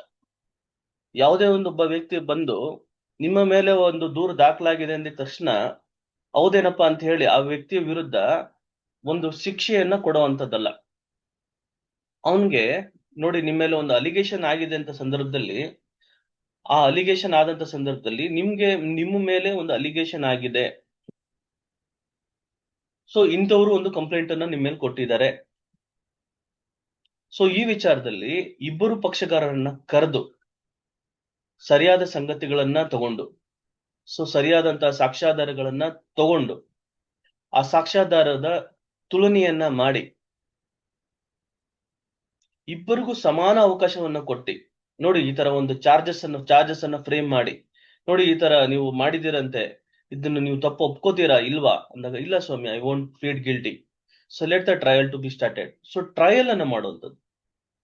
ಸೊ ಫೇರ್ ಟ್ರಯಲ್, ಇಬ್ಬರಿಗೂ ಸರಿಸಮಾನದ ಅವಕಾಶವನ್ನ ಕೊಡುವಂಥದ್ದು, ಇಬ್ರಿಗೂ ಎವಿಡೆನ್ಸ್ ಲೀಡ್ ಮಾಡಕ್ ಅವಕಾಶ ಕೊಡುವಂಥದ್ದು, ಇಬ್ರು ತಮ್ಮ ಸಾಕ್ಷಿಗಳನ್ನ ವಿಮರ್ಶನೆ ಮಾಡ್ಲಿಕ್ಕೆ ಅಥವಾ ಅದರಲ್ಲಿ ಶೋಧನೆಯನ್ನ ಮಾಡ್ಲಿಕ್ಕೆ ಕ್ರಾಸ್ ಎಕ್ಸಾಮಿನೇಷನ್ ಮೂಲಕ ಅವಕಾಶವನ್ನ ಕೊಟ್ಟು ಆ ಕ್ರಾಸ್ ಎಕ್ಸಾಮಿನೇಷನ್ ಅಲ್ಲಿ ನಿಜಾಂಶವನ್ನು ಹೊರತೆಗೆಯುವಂಥದ್ದು, ಅದರ ಮೇಲೆ ಆರ್ಗ್ಯುಮೆಂಟ್ ಮಾಡೋ ಅವಕಾಶವನ್ನ ಕೊಡುವಂಥದ್ದು. ತದನಂತರ ನ್ಯಾಯಾಧೀಶರು ಕೊಡುವಂತಹ ತೀರ್ಪಿನಲ್ಲಿ ಆ ತೀರ್ಪಿಗೆ ಕಾರಣಗಳನ್ನ ಕೊಡುವಂಥದ್ದು. ನೋಡಿ, ಇವೆಲ್ಲವೂ ಏನಾಗುತ್ತೆ ಅಂದ್ರೆ this is concept of fair trial. So fair trial concept ಅನ್ನ ಕ್ರಿಮಿನಲ್ ಜಸ್ಟಿಸ್ ಸಿಸ್ಟಮ್ ನಲ್ಲೂ ಇದೆ, ಅಳವಡಿಸಿದೆ. So earlier justice system are divided into two types. So justice system are being classified into two types, which first classification is moral justice ante. The second concept is legal justice ante. ಅವತ್ತಿನ ಸಂದರ್ಭದಲ್ಲಿ ರಾಜ ಏನೇ ತಪ್ಪು ಮಾಡಿದಂತ ಸಂದರ್ಭದಲ್ಲಿ ರಾಜನಿಗೆ ಶಿಕ್ಷೆ ಇರಲಿಲ್ಲ. So ಕೇವಲ ಆ ಒಂದು ತಪ್ಪು ಪ್ರಜೆಗಳಿಗೆ ಮಾತ್ರ ಅನ್ವಯಿಸ್ತಾ ಇತ್ತು ಹೊರತು ರಾಜನಿಗೆ ಅನ್ವಯಿಸ್ತಾ ಇರಲಿಲ್ಲ. ಕ್ರಮೇಣ ಧರ್ಮಶಾಸ್ತ್ರಗಳು ಬಂದಂತ ಸಂದರ್ಭದಲ್ಲಿ ಆ ಧರ್ಮಶಾಸ್ತ್ರವನ್ನ ಮೇಲಾಗಿ ಪರಿಗಣಿಸಿ ಆ ಧರ್ಮಶಾಸ್ತ್ರದ ಅನುಗುಣವಾಗಿ ರಾಜನು ನಡೀತಾ ಇದ್ದ. ಸೊ ಧರ್ಮಶಾಸ್ತ್ರ ಬದಲಾಯಿತು, ಕಾಮನ್ ಲಾ ಸಿಸ್ಟಮ್ ಬಂತು, ಬ್ರಿಟಿಷರು ಬಂತು, ಒಂದು ಕಾನೂನನ್ನ ಮಾಡಿದಂತ ಸಂದರ್ಭ. ಆ ಸಂದರ್ಭದಲ್ಲಿ ಅಥವಾ ಧರ್ಮಶಾಸ್ತ್ರ ಅಂತ ನಾವು ತಗೊಂಡಂತ ಸಂದರ್ಭದಲ್ಲಿ, ಅವತ್ತಿನ ಸಂದರ್ಭದಲ್ಲಿ ಏನು ವರ್ಣ ವ್ಯವಸ್ಥೆ ಇತ್ತು, ಆ ವರ್ಣ ವ್ಯವಸ್ಥೆಯಲ್ಲಿ ಏನು ಉಲ್ಲೇಖ ಆಗ್ತಾ ಇತ್ತು ಅಂತಂದ್ರೆ, ಯಾರು ಏನು ಆ ಸಮಾಜದ ವ್ಯವಸ್ಥೆಯ ಕಟ್ಟ ಕಡೆಯಲ್ಲಿ ಇರೋಂತ ವ್ಯವಸ್ಥೆಯಲ್ಲಿ ಯಾರಿರ್ತಾರೆ ಅಂದ್ರೆ ಕೀಳು ಒಂದು ಜಾತಿ ಇರ್ಬೋದು, ಆ ಸಂದರ್ಭದಲ್ಲಿ ಒಬ್ಬ ಮೇಲ್ಜಾತಿಯವನು ತಪ್ಪು ಮಾಡಿದಂತ ಸಂದರ್ಭದಲ್ಲಿ ಅವನಿಗೆ ಒಂದು ಶಿಕ್ಷೆಯನ್ನ ಕೊಟ್ಟು ಅದರ 2ರಷ್ಟು ಶಿಕ್ಷೆಯನ್ನ ಏನು ಕೆಳಜಾತಿ ವರ್ಗದವ್ರಿಗೆ ಕೊಡಲಾಗ್ತಿತ್ತು. ಸೊ ಅದು ಏನಾಗ್ತಿತ್ತು, ಅದು ಅನ್ಯಾಯ ಅಂತ ಪರಿಗಣಿಸ್ತಾ ಇತ್ತು. ಸೊ ಎಲ್ಲರೂ ಸರಿಸಮಾನರು ಅನ್ನೋ ನಿಟ್ಟಿನಲ್ಲಿ ಸಂವಿಧಾನ ರಚನೆ ಆಯ್ತು. So equality, justice, liberty and equality. So ಈ ಒಂದು ಸೂತ್ರದ ಅಡಿಯಲ್ಲಿ ಕಾನೂನು ರಚನೆ ಆಯಿತು. ಈ ಕಾನೂನಿನ ಅಡಿಯಲ್ಲಿ ಕ್ರಿಮಿನಲ್ ಲಾನು ಸಹ ಸೃಷ್ಟಿ ಆಯಿತು. ಅಡ್ಮಿನಿಸ್ಟ್ರೇಷನ್ ಆಫ್ ಜಸ್ಟಿಸ್ ಬಂತು. ಅಡ್ಮಿನಿಸ್ಟ್ರೇಷನ್ ಆಫ್ ಜಸ್ಟಿಸ್ ಅಲ್ಲಿ ಸಿವಿಲ್ ಅಡ್ಮಿನಿಸ್ಟ್ರೇಷನ್ ಆಫ್ ಜಸ್ಟಿಸ್ ಬಂತು, ಕ್ರಿಮಿನಲ್ ಅಡ್ಮಿನಿಸ್ಟ್ರೇಷನ್ ಆಫ್ ಜಸ್ಟಿಸ್ ಬಂತು. ಕ್ರಿಮಿನಲ್ ಅಡ್ಮಿನಿಸ್ಟ್ರೇಷನ್ ಆಫ್ ಜಸ್ಟಿಸ್ ಅಲ್ಲಿ ಕ್ರಿಮಿನಲ್ ನ್ಯಾಯಾಲಯಗಳು ಸ್ಥಾಪಿತವಾದವು. ಸೊ ಕ್ರಿಮಿನಲ್ ನ್ಯಾಯಾಲಯಗಳು ಅನ್ನ ಯಾವ ರೀತಿಯಲ್ಲಿ ಆ ಆ ನಿಟ್ಟಿನಲ್ಲಿ ಆ ಆಡಳಿತವನ್ನ ಮಾಡಬೇಕು ಅನ್ನೋ ನಿಟ್ಟಿನಲ್ಲಿ ಪಾಲಿಸಿ ರೆಡಿ ಆಯ್ತು, ಕ್ರಿಮಿನಲ್ ಪಾಲಿಸಿ ರೆಡಿ ಆಯ್ತು, ಅಥವಾ ಕ್ರಿಮಿನಲ್ ಲಾ ಅಂತ ನಾವ್ ಹೇಳ್ತೀವಿ.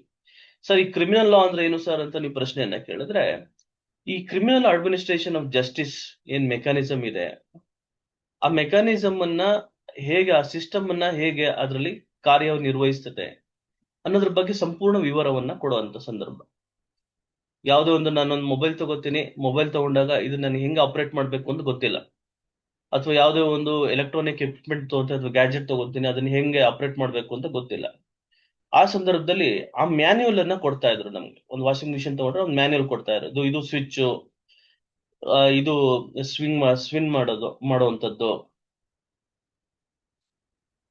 ಸೊ ಆ ಸ್ವಿಚ್ಗಳ ಬಗ್ಗೆ ಎಲ್ಲ ಐಡಿಯಾಗಳನ್ನ ಕೊಡುವಂಥದ್ದು ಮ್ಯಾನ್ಯುಯಲ್ ಆಗ್ತಾ ಇತ್ತು. ಸೊ ಅದೇ ತರ ಈ criminal administration of justice mechanism ನಲ್ಲಿ ಅರ್ಥವಹಿಸ್ಕೊಳ್ಳಿಕ್ಕೆ ನಮಗೆ ಒಂದು ಕ್ರಿಮಿನಲ್ ಮ್ಯಾನ್ಯುಯಲ್ ಬಂತು. ಆ ಕ್ರಿಮಿನಲ್ ಮ್ಯಾನ್ಯುಯಲ್ ನಲ್ಲಿ ಈ ಮುಂಚೆ CRPC ಇತ್ತು, ಇಂಡಿಯನ್ ಪೀನಲ್ ಕೋಡ್ ಇತ್ತು, ಇಂಡಿಯನ್ ಎವಿಡೆನ್ಸ್ ಆಕ್ಟ್ ಇತ್ತು.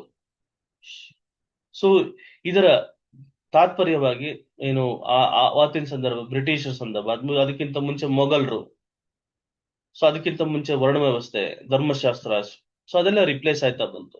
ಸೊ ರಿಪ್ಲೇಸ್ ಆಗಿ ಆಗಿ ಈಗ ಆ ಬ್ರಿಟಿಷ್ ಆಳ್ವಿಕೆ ಏನಿತ್ತು, ಕಲೋನಿಸಂ ಅಂತ ನಾವು ಕರಿತೀವಿ, ಅದು ರಿಪ್ಲೇಸ್ ಮಾಡಬೇಕು ಅನ್ನೋ ಉದ್ದೇಶದಿಂದ ರೆಸ್ಟೋರೇಟಿವ್ ಜಸ್ಟಿಸ್ ಕಾನ್ಸೆಪ್ಟ್ ಅನ್ನ, ರೆಸ್ಟೋರೇಟಿವ್ ಜಸ್ಟಿಸ್ ಅಂದ್ರೆ ಏನು ಸರ್ ಅಂತ ನೀವು ಪ್ರಶ್ನೆಯನ್ನ ಕೇಳಿದ್ರೆ, ಸೊ ನಮ್ಗೆ ಈ ಥಿಯರೀಸ್ ಆಫ್ ಪನಿಷ್ಮೆಂಟ್ ನಾವು ನೋಡ್ತೀವಿ. ಈ ಥಿಯರೀಸ್ ಆಫ್ ಪನಿಷ್ಮೆಂಟ್ ಅಲ್ಲಿ 5 ಥಿಯರೀಸ್ ಆಫ್ ಪನಿಷ್ಮೆಂಟ್ ನ ನೋಡ್ತೀವಿ. ಒಂದು ಡೆಟ್ರೆಂಟ್ ಥಿಯರಿ, ಇನ್ನೊಂದು ಪ್ರಿವೆಂಟಿವ್ ಥಿಯರಿ, ಇನ್ನೊಂದು ರೆಟ್ರಿಬ್ಯೂಟಿವ್ ಥಿಯರಿ, ರಿಫಾರ್ಮೇಟಿವ್ ಥಿಯರಿ ಅಂತ ನೋಡ್ತೀವಿ. ಸೊ ರಿಫಾರ್ಮೇಟಿವ್ ಥಿಯರಿಯನ್ನ ನಮ್ಮ administration of criminal justice adopt ಮಾಡ್ಕೊಂಡಿದೆ. ಅಂದ್ರೆ ಯಾವುದೇ ಒಬ್ಬ ವ್ಯಕ್ತಿ ತಪ್ಪು ಮಾಡಿದಂತ ಸಂದರ್ಭದಲ್ಲಿ ಅವನು ಅದರಿಂದ ಬದಲಾಗ್ಬೇಕು. ಸೊ ಆತನನ್ನ ಸೊಸೈಟಿಯಿಂದ ಎಕ್ಸ್ಪೆಲ್ ಮಾಡುವಂತದ್ದು, ಸೊಸೈಟಿಯಿಂದ ಇವನು ಸಪರೇಟ್ ಇಟ್ಟು ಒಂದು ಪ್ರಿಸನ್ ನಲ್ಲಿ ಇಟ್ಟು ಅವನಿಗೆ ಕರೆಕ್ಟ್ ಮಾಡುವಂತದ್ದು ಕೆಲಸವನ್ನ ಮಾಡ್ತಾ ಇದ್ರು. ವಿಕ್ಟಿಮ್ ಕಡೆ ಫೋಕಸ್ ಅನ್ನ ಮಾಡ್ತಾ ಇರಲಿಲ್ಲ. ಸೊ ಅನ್ಯಾಯಕ್ಕೊಳಗಾದಂತವನಿಗೆ ಯಾವುದೇ ರೀತಿಯಾದಂತಹ ನ್ಯಾಯ ಸಿಗ್ತಿರ್ಲಿಲ್ಲ. ಅಂದ್ರೆ ಒಬ್ಬ ವ್ಯಕ್ತಿಗೆ ಶಿಕ್ಷೆಯನ್ನ ಕೊಟ್ಟಂತ ಸಂದರ್ಭದಲ್ಲಿ ಅದು ಅಪ್ರಾಪ್ರಿಯೇಟ್ ಆಗ್ತಾ ಇರ್ಲಿಲ್ಲ. ಸೊ ಈ ನಿಟ್ಟಿನಲ್ಲಿ ಯಾರು ವಿಕ್ಟಿಮ್ಸ್ ಇರ್ತಾರೆ, ಸೊ ಅವ್ರಿಗೆ ಒಂದು ನ್ಯಾಯವನ್ನು ಕೊಡಬೇಕು, ಅದು ಕರೆಕ್ಟ್ ಆಗ್ಬೇಕು ಅಂತ ಹೇಳಿ ಕರೆಕ್ಟಿವ್ ಜಸ್ಟಿಸ್ ಅಥವಾ ರೆಸ್ಟೋರೇಟಿವ್ ಜಸ್ಟಿಸ್ ಕಾನ್ಸೆಪ್ಟ್ ಅಲ್ಲಿ ಈ ಹೊಸ ಕ್ರಿಮಿನಲ್ ಕಾನೂನುಗಳನ್ನ ತಗೋಬರ್ಲಾಯ್ತು.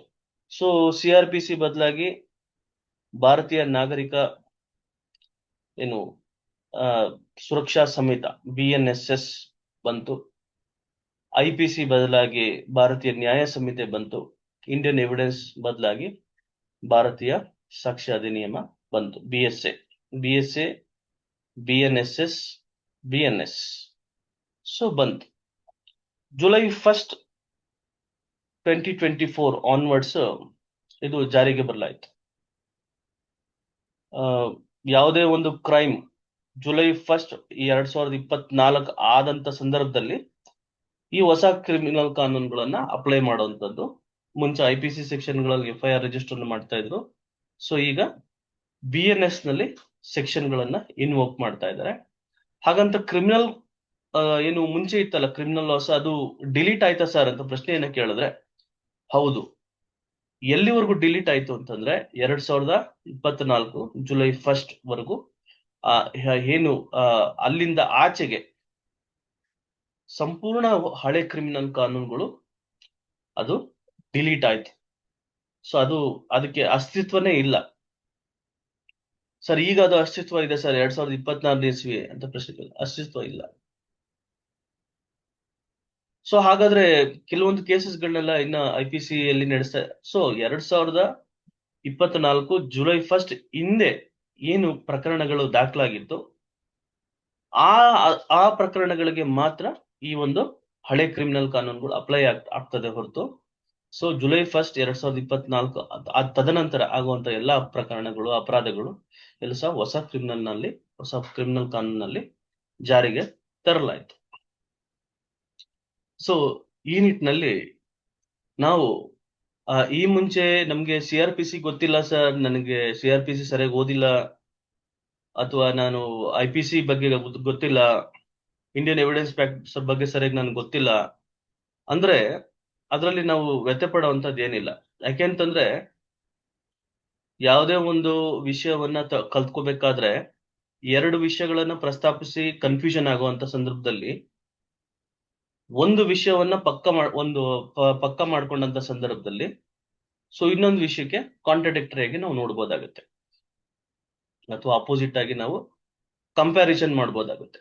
ಸೊ ಆ ನಿಟ್ಟಿನಲ್ಲಿ ಒಂದ್ ವೇಳೆ CRPC ಗೊತ್ತಿಲ್ಲ, ನಂಗೆ IPC ಗೊತ್ತಿಲ್ಲ, ನನ್ಗೆ ಏನು ಎವಿಡೆನ್ಸ್ ಆಕ್ಟ್ ಗೊತ್ತಿಲ್ಲ ಅಂತಂದ್ರೆ ಪರವಾಗಿಲ್ಲ. ಸೊ ಹೊಸದಾಗಿ ಈ ಏನು ಹೊಸ ಕಾನೂನುಗಳಿದಾವೆ ಅದನ್ನ ನಾವು ಸ್ಪಷ್ಟೀಕರಿಸ್ಕೊಂಡ್ರೆ ಸೊ ಅದ್ರ ಜೊತೆ ನಾವು ಹಳೆ ಕಾನೂನ್ನ ಕಂಪ್ಯಾರಿಸನ್ ಮಾಡ್ಬೋದು. ಇಲ್ಲ ನನ್ಗೆ ಸರ್ ಹಳೆ ಕಾನೂನುಗಳು ಮೇಲೆ ಸ್ವಲ್ಪ ಗೊತ್ತಿದೆ ಅಂದ್ರೆ ಸೊ ಅದ್ರ ಜೊತೆಗೆ ನೀವು ಹೊಸ ಕಾನೂನ್ನ ಕಂಪೇರ್ ಮಾಡ್ಬೋದು. ಕಂಪೇರ್ ಮಾಡಿ ಅರ್ಥೈಸ್ಕೊಂಡು ಅದರಲ್ಲಿ ನೀವು ಸ್ಪಷ್ಟತೆಯನ್ನ ತಗೋಬಹುದು. ಸೊ ಈ ನಿಟ್ಟಿನಲ್ಲಿ ಯಾವುದೇ ಕ್ರಿಮಿನಲ್ ಕಾನೂನು ಅಂತ ಬಂದಂತ ಸಂದರ್ಭ ಅಥವಾ CRPC ಅಥವಾ BNSS, ಸೊ ಇವತ್ತಿನ ಒಂದು ವಿಷಯ ಯಾವುದು ಅಂತಂದ್ರೆ BNSS ನಲ್ಲಿರುವಂತಹ ಏನು ಅಂಶಗಳು ಚಾಪ್ಟರ್ 1 ಏನಿದೆ ಸೊ ಪ್ರಿಲಿಮಿನರಿ ಅಂತ ನೋಡ್ತೀವಿ, ತದನಂತರ ಕ್ಲಾಸಿಫಿಕೇಶನ್ ಆಫ್ ಕ್ರಿಮಿನಲ್ ಕೋರ್ಟ್ಸ್ ನ ನೋಡ್ತೀವಿ, ಮತ್ತೆ ಪವರ್ ಆಫ್ ಕೋರ್ಟ್ಸ್ ನ ಬಗ್ಗೆ ನಾವು ಡಿಸ್ಕಷನ್ ಅನ್ನ ಮಾಡ್ತೀವಿ. ಸೊ ಪ್ರಿಲಿಮಿನರಿಲಿ ನಾವು ಡೆಫಿನೇಷನ್ ಪಾರ್ಟ್ ಅನ್ನ ನೋಡ್ತೀವಿ. ಈ ಒಂದು ಎಂಟೈರ್ ನಾವು ಒಂದು BNSS ಅಂತ ತಗೊಂಡಾಗ ಆ BNSS ನಲ್ಲಿ ಏನೆಲ್ಲ ಶಬ್ದಗಳು ಬರ್ತದೆ, ಅದ್ರ ಬಗ್ಗೆ ಆ ಏನೆಲ್ಲ ಉಲ್ಲೇಖಗಳು ಬರುತ್ತೆ, ಆ ಉಲ್ಲೇಖಗಳು ಬಂದಂತ ಸಂದರ್ಭ ಅಥವಾ ಶಬ್ದಗಳು ಬಂದಂತ ಸಂದರ್ಭ ಆ ಶಬ್ದಗಳನ್ನು ಹೇಗೆ ಅರ್ಥೈಸ್ಕೋಬೇಕು ಅನ್ನೋದ್ರ ಬಗ್ಗೆ ಡೆಫಿನೇಷನ್ ಕ್ಲಾಸ್ ಗಳನ್ನು ನೋಡ್ಬೇಕಾಗ್ತದೆ. ಸೊ ಈ ಕ್ರಿಮಿನಲ್ ಪ್ರೊಸೀಜರ್ ಕೋಡ್ ಆಗಿರ್ಬೋದು ಅಥವಾ BNSS ಆಗಿರ್ಬೋದು, ಈ ಏನು ಪುಸ್ತಕ ಇದೆಯೇ, ಈ ಏನು ಒಂದು ಪಾಲಿಸಿ ಇದೆ, ಆ ಪಾಲಿಸಿಯನ್ನ ಯಾರಿಗೆಲ್ಲ ಮಾಡಿದ್ದಾರೆ ಸರ್, ಇದಕ್ಕೆ ಸ್ಟೇಕ್ ಹೋಲ್ಡರ್ಸ್ ಯಾರು ಸರ್ ಅಂತ ನೀವು ಪ್ರಶ್ನೆಯನ್ನ ಕೇಳಿದ್ರೆ ಯಾರ್ಯಾರ ಎಲ್ಲ ವ್ಯಕ್ತಿಗಳಿಗೆ ಇದು ಅನುಕೂಲ ಆಗುತ್ತೆ ಸರ್ ಅಂತ ಪ್ರಶ್ನೆಯನ್ನ ಕೇಳಿದ್ರೆ ಒಟ್ಟು 5 ರೀತಿಯಾದಂತಹ ವ್ಯಕ್ತಿಗಳಿಗೆ ಈ ಒಂದು ಕ್ರಿಮಿನಲ್ ಲಾ ಅನುಕೂಲ ಆಗ್ತದೆ. ಯಾರ್ಯಾರಿಗೆ ಸರ್ ಅಂತ ನೀವು ಪ್ರಶ್ನೆಯನ್ನ ಕೇಳಿದ್ರೆ ಅಥವಾ ಏನು ನಾವು ಅದನ್ನ ಫಂಕ್ಷನರೀಸ್ ಅಂತ ಕರಿತೀವಿ. ಫಂಕ್ಷನರೀಸ್ ಆಫ್ ದಿ ಕೋಡ್ ಅಥವಾ ಫಂಕ್ಷನರೀಸ್ ಆಫ್ ದಿ ಲಾ ಅಂತ ನಾವು ಕರಿತೀವಿ. ಈ 5 ವರ್ಗದ ಜನರಿಗೆ ಈ ಕಾನೂನು ಸೃಷ್ಟಿಸಲಾಗಿದೆ ಅಂತ ಹೇಳಿ. ಸೊ ಯಾವ್ದಾವ್ದು ಸರ್ ವರ್ಗ ಅಂತಂದ್ರೆ ಜಡ್ಜಸ್, ನೋಡಿ ಪ್ರಾರಂಭದ ಹಂತದಲ್ಲಿ ಜಡ್ಜಸ್, ಮ್ಯಾಜಿಸ್ಟ್ರೇಟ್ಸ್, ಪಬ್ಲಿಕ್ ಪ್ರಾಸಿಕ್ಯೂಟರ್ಸ್, ಆಯ್ತಾ, ಅಕ್ಯೂಸ್ಡ್, ಡಿಫೆನ್ಸ್ ಕೌನ್ಸಿಲ್ಸ್ ಅಂತ. So these are the 5 functionaries of the criminal ಲಾ. ಈ 5 ಜನಕ್ಕೆ ಅನುಕೂಲ ಆಗುತ್ತೆ. ಜಡ್ಜಸ್ಗೆ ಅನುಕೂಲ ಆಗುತ್ತೆ, ಜಡ್ಜಸ್ ಅವ್ರ ಮ್ಯಾಜಿಸ್ಟ್ರೇಟ್ಸ್ಗೆ ಅನುಕೂಲ ಆಗುತ್ತೆ, ದೇರ್ ಆಫ್ಟರ್ ಪೊಲೀಸ್ಗೆ ಅನುಕೂಲ ಆಗುತ್ತೆ, ಆಯ್ತಾ. ಪೊಲೀಸ್ ಆದ್ಮೇಲೆ ಪ್ರಾಸಿಕ್ಯೂಟರ್ಸ್ಗೆ ಅನುಕೂಲ ಆಗುತ್ತೆ ಈ ಕಾನೂನು ಓದಿಕೊಂಡ್ರೆ. ಪೊಲೀಸ್ ಆದ ನಂತರ ಅಕ್ಯೂಸ್ಡ್ ಯಾರಿರ್ತಾನೆ, ಆರೋಪಿತ ಯಾರಿರ್ತಾನೆ, ಅವನಿಗೆ ಅನುಕೂಲ ಆಗುತ್ತೆ. ಆರೋಪಿತನ ಪರವಾಗಿ ಯಾರು ವಾದ ಮಾಡ್ತಾರೆ ಡಿಫೆನ್ಸ್ ಕೌನ್ಸಿಲ್ಸ್ಗೆ ಅನುಕೂಲ ಆಗುತ್ತೆ. ಸೊ ಇಲ್ಲಿ ನಾವು ಜನಸಾಮಾನ್ಯರಿಗೆ ಅನುಕೂಲ ಆಗುತ್ತೆ ಸರ್ ಅಂತ ಪ್ರಶ್ನೆ ಕೇಳಿದ್ರೆ ಹೌದು, ಜನಸಾಮಾನ್ಯರನ್ನ ಯಾವಾಗ ಅವ್ರ ಮೇಲೆ ದೂಷಣೆಯನ್ನ ರೂಪಿಸಲಾಗ್ತದೆ, ಯಾವಾಗ ಒಬ್ಬ ವ್ಯಕ್ತಿ ಆರೋಪಿತನಾಗ್ತಾನೆ, ಜನಸಾಮಾನ್ಯನೇ ಆಗಿರ್ತಾನ ನಾವು, ಸೊ ಅವಂತ ಸಂದರ್ಭದಲ್ಲಿ ಆತನಿಗೆ ಅನುಕೂಲ ಆಗ್ತದೆ. ಸೊ 5 ಫಂಕ್ಷನರೀಸ್ ಅಂತ ನಾವು ಕರಿತೀವಿ ಅದನ್ನ, 5 functionaries of the code. So ನಾವು getting into the new criminal law, the definition part, I would like to take you to the Bail Act. Bail Act ನಲ್ಲಿ ಇರುವಂತ ಕೆಲವೊಂದು ಯಾವ ಪದಗಳು ನಾವು ಈ ಒಂದು ಪುಸ್ತಕದ ಅಡಿಯಲ್ಲಿ ನಾವು ನೋಡ್ತಾ ಹೋಗ್ತೀವಿ ಅನ್ನೋದ್ರ ಬಗ್ಗೆ ನಾನು ತಮ್ಗೆ ತಿಳಿಸ್ತಾ ಹೋಗ್ತೀನಿ, ತಮ್ಗೆ ನಾನು ಶೇರ್ ಮಾಡ್ತೀನಿ. ಈ ಹೊಸ ಕ್ರಿಮಿನಲ್ ಕಾನೂನಿನಲ್ಲಿ ಏನೆಲ್ಲ ಇದ್ದಾವೆ ಅಂತ ತೋರಿಸ್ತೀನಿ ನಾನು.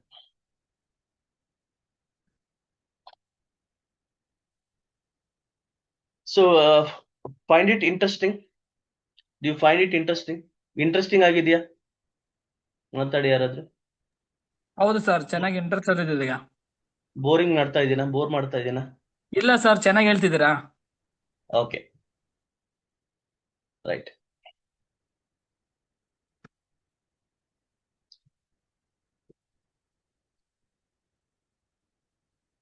ಸೊ ಈ ತರಗತಿಗಳು ಪ್ರತಿ ಭಾನುವಾರ 11:30 12:30 ತರಗತಿಗಳು ಉಚಿತವಾಗಿರ್ತದೆ.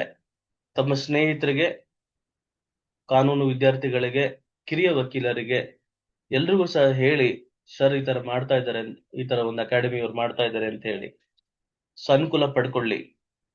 ನೋಡಿ, ಭಾರತೀಯ ನಾಗರಿಕ ಸುರಕ್ಷಾ ಸಂಹಿತದಲ್ಲಿ ನಾವು ಚಾಪ್ಟರ್ ವೈಸ್ ನ ಅರ್ಥ ಮಾಡ್ಕೊಳ್ಳುವಂತ ಪ್ರಯತ್ನವನ್ನ ಮಾಡೋಣ. ನೋಡ್ರಿ, ಇದ್ರಲ್ಲಿ ಚಾಪ್ಟರ್ 1 ಅಲ್ಲಿ ಪ್ರಿಲಿಮಿನರಿ ಅಂತಿದೆ, ಡೆಫಿನೇಷನ್ಸ್ ಪಾರ್ಟ್ ಇದೆ, ಕಮೆನ್ಸ್ಮೆಂಟ್ ಪಾರ್ಟ್ ಇದೆ, ಕನ್ಸ್ಟ್ರಕ್ಷನ್ ಆಫ್ ರೆಫರೆನ್ಸಸ್ ಇದೆ, trial of offences under Bharatiya Nyaya Sanhita and other laws ಅಂತಿದೆ, ಒಂದು ಸೇವಿಂಗ್ ಕ್ಲಾಸ್ ಇದೆ. ಸೊ ಚಾಪ್ಟರ್ 2 ಅಲ್ಲಿ so will come across classes of criminal codes ಇದೆ, ಆಯ್ತಾ. ಕ್ರಿಮಿನಲ್ ಕೋಡ್ಸ್ ಅಂಡ್ ಆಫೀಸರ್ಸ್ ಬಗ್ಗೆ ಉಲ್ಲೇಖ ಇದೆ. ಸೊ ಚಾಪ್ಟರ್ 3 ನಲ್ಲಿ ಸೊ ನಿಮ್ಗೆ ಕೋರ್ಟ್ ಪವರ್ಸ್ ಬಗ್ಗೆ ಉಲ್ಲೇಖ ಆಗಿದೆ, ಕೋರ್ಟಿನ ಪವರ್ ಬಗ್ಗೆ ಉಲ್ಲೇಖ ಆಗಿದೆ. ಸೊ ನಾವು ಪ್ರಾರಂಭದ ಹಂತದಲ್ಲಿ ಕೆಲವೊಂದು ಇಂಪಾರ್ಟೆಂಟ್ ಡೆಫಿನೇಷನ್ಸ್ ಅನ್ನ, ಈ ಚಾಪ್ಟರ್ಸ್ ನಲ್ಲಿ ಬರುವಂತಹ ಡೆಫಿನೇಷನ್ ಪಾರ್ಟ್ಸ್ ನ ಅರ್ಥ ಮಾಡ್ಕೊಳ್ಳೋಣ.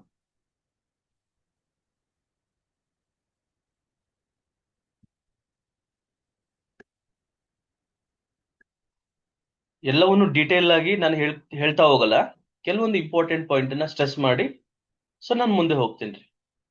ನೋಡಿ, this act may be called the ಭಾರತೀಯ ನಾಗರಿಕ ಸುರಕ್ಷಾ ಸಂಹಿತ 2023 ಅಂತ ಹೇಳುತ್ತೆ, ಆಯ್ತಾ. ಸೊ 2023 ನಲ್ಲಿ ಯಾಕೆ ಹೇಳುತ್ತೆ ಸರ್ ಅಂತ ಪ್ರಶ್ನೆಯನ್ನ ಕೇಳಿದ್ರೆ, ಪ್ರೆಸಿಡೆಂಟ್ ಅವರ ಒಂದು ಒಪ್ಪಿಗೆ 2023 ನಲ್ಲಿ ಆಗ್ತದೆ, asset of the president. So ಹಾಗಾಗಿ ಬಿಲ್ ಪಾಸ್ ಆಗುವಂತದ್ದು 2023 ಅಲ್ಲಿ. ನೋಡಿ, ಈ ಇದರಲ್ಲಿ ಕೆಲವೊಂದು ಚಾಪ್ಟರ್ಸ್ ಗಳು, ಚಾಪ್ಟರ್ 9, ಚಾಪ್ಟರ್ 11, ಚಾಪ್ಟರ್ 12 ಈ ಒಂದು ಸ್ಟೇಟ್ಗಳ, ಭಾರತದ ಈ ಒಂದು ಸ್ಟೇಟ್ಗಳಿಗೆ ಅಪ್ಲೈ ಆಗಲ್ಲ. ಸ್ಟೇಟ್ ಆಫ್ ನಾಗಾಲ್ಯಾಂಡ್ ಮತ್ತು ಟ್ರೈಬಲ್ ಲಾಸ್ ಅಂತ ಹೇಳಿ, ಟ್ರೈಬಲ್ ಏರಿಯಾಸ್ ಅಂತ ಹೇಳಿ. ಸರ್ ಯಾಕೆ ಸರ್ ಅಂತ ಪ್ರಶ್ನೆಯನ್ನ ಕೇಳಿದ್ರೆ, ನೋಡಿ, ಆ ಒಂದು ಪಂಗಡ ಅಥವಾ ಆ ಒಂದು ಪ್ರಾಂತ್ಯ ಏನಿದೆ ಅದರಲ್ಲಿ ಕೆಲವೊಂದು ಲೋಕಲ್ ಲಾಸ್ ಇದಾವೆ, ತುಂಬಾ ಬಾರ್ಬೇರಿಕ್ ಆಗಿರುವಂತಹ ಕಾನೂನುಗಳಿದಾವೆ, ಮತ್ತು ಅವರು ಫಾಲೋ ಮಾಡ್ತಾ ಇರುವಂತಹ ಸಂದರ್ಭದಲ್ಲಿ ಸೊ ಆ ಒಂದು ಸಂದರ್ಭದಲ್ಲಿ ಈ ಒಂದು ಸ್ಟೇಟ್ ಆಫ್ ನಾಗಾಲ್ಯಾಂಡ್ ಮತ್ತು ಟ್ರೈಬಲ್ ಏರಿಯಾಸ್ಗೆ ಇದು ಅಪ್ಲೈ ಆಗಲ್ಲ. ಸೊ ಟ್ರೈಬಲ್ ಏರಿಯಾಸ್ ಅಂತ ಅಂದಾಗ ಸೊ ಅವರು ಸಂವಿಧಾನದ ಉಲ್ಲೇಖವನ್ನ ಕೊಡ್ತಾರೆ. ಏನಂತ ಕೊಡ್ತಾರೆ ಅಂತಂದ್ರೆ, para 20 of the 6th schedule of the constitution other than those with in the local limits of the municipality of Shillong. ಆ ಸಂದರ್ಭದಲ್ಲಿ ಅಲ್ಲಿ ಕೆಲವೊಂದು ಪ್ರಾಂತ್ಯಗಳನ್ನ ಟ್ರೈಬಲ್ ಏರಿಯಾಸ್ ಅಂತ ಗುರುತಿಸಲಾಗಿದೆ. ಸೊ ಆ ಒಂದು ಟ್ರೈಬಲ್ ಏರಿಯಾಸು ಮತ್ತೆ ನಾಗಾಲ್ಯಾಂಡ್ಗೆ ಈ ಕಾನೂನು ಅಪ್ಲೈ ಆಗಲ್ಲ, ಅಲ್ಲೇ ಆದಂತ ಒಂದು ಪ್ರಾಂತಿಕ ಒಂದು ಕಾನೂನು ಅಪ್ಲೈ ಆಗ್ತದೆ, ಯಾಕಂದ್ರೆ ಸಂವಿಧಾನದಲ್ಲಿ ಅದು ಉಲ್ಲೇಖ ಆಗಿದೆ. ನೋಡಿ, ಡೆಫಿನೇಷನ್ ಪಾರ್ಟ್ ಅಂತ ಬಂದಾಗ ನಾವು ಅರ್ಥ ಮಾಡ್ಕೊಬೇಕಾಗಿರೋದು ಏನು ಅಂದ್ರೆ, ಆಡಿಯೋ ವಿಡಿಯೋ ಎಲೆಕ್ಟ್ರಾನಿಕ್ ಮೀನ್ಸ್ ಅಂತ ಹೇಳ್ತಾರೆ. ಹಂಗಂದ್ರೆ ಏನು ಸರ್ ಅಂದ್ರೆ, ಯಾವುದೇ ಒಂದು ಕಮ್ಯುನಿಕೇಶನ್ ಡಿವೈಸು, ಆ ಕಮ್ಯುನಿಕೇಶನ್ ಡಿವೈಸ್ ಇಂದ ವಿಡಿಯೋ ಕಾನ್ಫರೆನ್ಸ್ ಮಾಡುವಂಥದ್ದು ಅಥವಾ ರೆಕಾರ್ಡಿಂಗ್ ಮಾಡುವಂಥದ್ದು, ಸರ್ಚ್ ಮತ್ತೆ ಸೀಜರ್ ಮಾಡುವಂಥದ್ದು, ಅದನ್ನ ಎವಿಡೆನ್ಸ್ ಆಗಿ ಕೋರ್ಟ್ಗೆ ಕೊಡುವಂಥದ್ದು ಎಲ್ಲವೂ ಸಹ ಆಡಿಯೋ ವಿಡಿಯೋ ಎಲೆಕ್ಟ್ರಾನಿಕ್ ಮೀನ್ಸ್ ಅಂತ ಹೇಳ್ತಾರೆ. ಸೊ ಈ ಆಡಿಯೋ ವಿಡಿಯೋ ಎಲೆಕ್ಟ್ರಾನಿಕ್ ಮೀನ್ಸ್ ನಮ್ಮ ಹಳೆಯ ಕ್ರಿಮಿನಲ್ ಕಾನೂನಲ್ಲಿ ಇರಲಿಲ್ಲ. ಅದನ್ನ ಡಿಜಿಟಲ್ ಅಥವಾ ಎಲೆಕ್ಟ್ರಾನಿಕ್ ಎವಿಡೆನ್ಸ್ ಅಂತ ಹೇಳ್ತಾ ಇದ್ರು, ಬಟ್ ಸೊ ಅದನ್ನ ಏನು ಪರ್ಟಿಕ್ಯುಲರ್ ಆಗಿ ಅದನ್ನ ಉಲ್ಲೇಖ ಮಾಡಿರ್ಲಿಲ್ಲ. ಎಲೆಕ್ಟ್ರಾನಿಕ್ ಕಮ್ಯುನಿಕೇಶನ್ ಅಂತ ಹೇಳ್ತಾ ಇದ್ರು, ಎಲೆಕ್ಟ್ರಾನಿಕ್ ಕಮ್ಯುನಿಕೇಶನ್ ಅಂತ ಹೇಳ್ತಾ ಇದ್ರು. So audio video electronic means ಅನ್ನೋದ್ರ ಬಗ್ಗೆ ಉಲ್ಲೇಖ ಇರಲಿಲ್ಲ, ಜಸ್ಟ್ ಎಲೆಕ್ಟ್ರಾನಿಕ್. ಈಗ ಇತ್ತೀಚೆಗೆ ಟೆಕ್ನಾಲಜಿ ಬೆಳೆದಿರೋದ್ರಿಂದ so audio video electronic means ಬಗ್ಗೆ ಉಲ್ಲೇಖ ಇದೆ. ಸೊ ಈ ಮುಂಚೆ ಬೇಲ್ ಅಂದ್ರೆ ಏನು ಅಂತ ಹೇಳಿದ್ರು. ಸೊ ಬೇಲ್ ಅಂತಂದಂತ ಸಂದರ್ಭದಲ್ಲಿ ನೋಡಿ, ಬೇಲ್ಗೆ ಡೆಫಿನೇಷನ್ ಪಾರ್ಟ್ ಏನಂತ ಕೊಡ್ತಾರೆ ಅಂತಂದ್ರೆ, release of a person accused of or of suspected of commission of an offence from the custody of law upon certain condition imposed by an officer or court on execution by such person, a bond or a bail bond ಅಂತ ಹೇಳ್ತಾರೆ. Imposed by an officer or a court ಅಂತ ಅಂದಾಗ, who is an officer ಅಂತ ಪ್ರಶ್ನೆಯನ್ನ ಕೇಳಿದಾಗ, so ನ್ಯಾಯದ instruments ಅಂತ ನಾವು ಕರಿತೀವಿ. Police are the instrumentality of the justice ಅಂತ. So police are the instrumentality of the law ಅಂತ ಹೇಳಿ. So instruments are an agents of law or police. So ಪೊಲೀಸ್ನವರು ಸಹ ಬೇಲ್ ಕೊಡ್ಬೋದಾ ಸರ್ ಅಂದ್ರೆ ಹೌದು, ಪೊಲೀಸ್ನವರು ಬೇಲ್ ಕೊಡ್ಬೋದು. ಸೊ ಟೆಂಪರರಿಯಾಗಿ ಒಬ್ಬ ವ್ಯಕ್ತಿಯನ್ನ, ಯಾವುದೇ ಒಬ್ಬ ವ್ಯಕ್ತಿ ಆರೋಪವನ್ನ ಹೊಂದಿದಂತ ಸಂದರ್ಭದಲ್ಲಿ ಆ ವ್ಯಕ್ತಿಯನ್ನ ಟೆಂಪರರಿ ರಿಲೀಸ್ ಮಾಡುವಂತದನ್ನ ಬೇಲ್ ಅಂತ ನಾವು ಬರಿತೀವಿ. On execution by such person of a bond or a bail bond ಅಂತ ಹೇಳಿ ಬಾಂಡ್ ಅನ್ನ, ಶೂರಿಟಿಯನ್ನ ತಗೊಂಡು ಆ ವ್ಯಕ್ತಿಯನ್ನ ಟೆಂಪರರಿ ರಿಲೀಸ್ ಮಾಡುವಂತದನ್ನ ನಾವು ನೋಡ್ತೀವಿ. ಸೊ ಈ ಮುಂಚೆ ಆ ಬೇಲ್ ಬಗ್ಗೆ ಉಲ್ಲೇಖ ಇರಲಿಲ್ಲ, ಆದ್ರೆ ಬೇಲಬಲ್ ಅಫೆನ್ಸ್ ಬಗ್ಗೆ ಉಲ್ಲೇಖ ಇತ್ತು. ಸೊ ಕಂಪ್ಯಾರಿಸನ್ ಅನ್ನು ನಾವು ತಗೊಂಡಂತ ಸಂದರ್ಭದಲ್ಲಿ ಬೇಲ್ ಅನ್ನೋದನ್ನ ಹೊಸದಾಗಿ ಆಡ್ ಮಾಡಲಾಗಿದೆ. ಬೇಲಬಲ್ ಅಫೆನ್ಸ್ ಈ ಮುಂಚೆ ಇತ್ತು, ಬೇಲ್ ಬಾಂಡ್ ಬಗ್ಗೆ ಉಲ್ಲೇಖ ಇರಲಿಲ್ಲ. ಸೊ ಬೇಲ್ ಬಾಂಡ್ ಬಗ್ಗೆ ಉಲ್ಲೇಖವನ್ನ ಈ ಕೊಟ್ಟಿದ್ದಾರೆ. ಸೊ ಬೇಲ್ ಬಾಂಡ್ ಅಂದ್ರೆ ಏನು ಅಂತ ಹೇಳಿ ನೋಡಿ. ಬೇಲ್ ಬಾಂಡ್ ಅಂತಂದ್ರೆ an undertaking for release with surety ಅಂತ ಹೇಳಿ. ಸೊ ಯಾವುದೇ ಒಂದು ಜಾಮೀನನ್ನ ಕೊಡುವಂತದ್ದು. ಸೊ ಒಂದ್ ವೇಳೆ ಆ ವ್ಯಕ್ತಿಯನ್ನ ನಾನು ಕೋರ್ಟ್ ಕರ್ಕೊಂಡ್ ಬರ್ತೀನಿ ಅಂತ ಹೇಳಿ ಒಂದು ಅಂಡರ್ಟೇಕಿಂಗ್ ತಗೊಳ್ಳುವಂತದ್ದು. ಸೊ ಏನಾಗ್ತದೆ, ಬೇಲ್ ಬಾಂಡ್ ಅಂತ ಅದನ್ನ ಕರೀತಾರೆ ಅಂತ.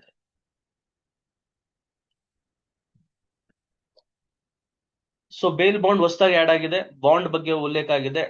ಬಾಂಡ್ ಅಂತಂದ್ರೆ ಏನು ಸರ್ ಅಂತ ನಾವು ಕೇಳಿದಾಗ, ಬಾಂಡ್ ಅಂದ್ರೆ personal bond or an undertaking for release without surety. So ಪೊಲೀಸ್ನವರು ಅಥವಾ ನ್ಯಾಯಾಲಯದಲ್ಲಿ ಅದರದೇ ಆದಂತ ಫಾರ್ಮ್ಸ್ ಬರ್ತವೆ. ಆ ಫಾರಂ ನಲ್ಲಿ ಅದರಲ್ಲಿ 50,000 ರೂಪಾಯಿ ಅಥವಾ 1 ಲಕ್ಷ 2 ಲಕ್ಷ ಅಂತ ಬರೆದು ಒಂದು ಸಿಗ್ನೇಚರ್ ಅನ್ನ ಹಾಕ್ಸ್ಕೊಂತಾರೆ. ಒಂದ್ ವೇಳೆ ಆ ವ್ಯಕ್ತಿ ಏನಾದ್ರು ಅಬ್ಸ್ಕಾಂಡ್ ಆದಂತ ಸಂದರ್ಭದಲ್ಲಿ ಸೊ ಈ ವ್ಯಕ್ತಿಯನ್ನ, ಬಾಂಡ್ ಕೊಟ್ಟಂತ ವ್ಯಕ್ತಿಯನ್ನ ಇಟ್ಕೊಂಡ್ ಬರುವಂತದ್ದು ಆಗುತ್ತೆ. ಸೊ ಅದ್ರ ಬಗ್ಗೆ ಡೆಫಿನೇಷನ್ ಇರ್ಲಿಲ್ಲ, ಈಗ ಹೊಸದಾಗಿ ಸೇರಿಸಿದ್ದಾರೆ. ಸೊ ಚಾರ್ಜ್ ಬಗ್ಗೆ ಏನಿದೆ ಅದರಲ್ಲಿ ಯಾವುದೇ ತರ ಚೇಂಜಸ್ ಆಗಿಲ್ಲ. ಕಾಗ್ನಿಸಬಲ್ ಅಫೆನ್ಸ್ ಅಂದ್ರೆ ಯಾವುದೇ ರೀತಿಯ ಚೇಂಜ್ ಆಗಿಲ್ಲ. ಕಂಪ್ಲೇಂಟ್ ಅಂದಾಗ ಸೊ ಈ ಮುಂಚೆ ಕೋಡ್ ಅಂತ ಉಪಯೋಗಿಸ್ತಾ ಇದ್ರು, ಸೊ ಈಗ ಸನ್ನಿಧ ಅಂತ ಉಪಯೋಗಿಸ್ತಾರೆ. ಸೊ ಎಲೆಕ್ಟ್ರಾನಿಕ್ ಕಮ್ಯುನಿಕೇಶನ್ ಬಗ್ಗೆ ಉಲ್ಲೇಖ ಆಗಿದೆ, ಹೊಸದಾಗಿ ಇದನ್ನ ಆಡ್ ಮಾಡಿದ್ದಾರೆ. ಎಲೆಕ್ಟ್ರಾನಿಕ್ ಕಮ್ಯುನಿಕೇಶನ್ ಅಂತಂದ್ರೆ ಹೊಸ ಕಾನೂನಲ್ಲಿ ಏನು ಸರ್ ಅಂತ ನೀವು ಪ್ರಶ್ನೆಯನ್ನ ಕೇಳಿದ್ರೆ,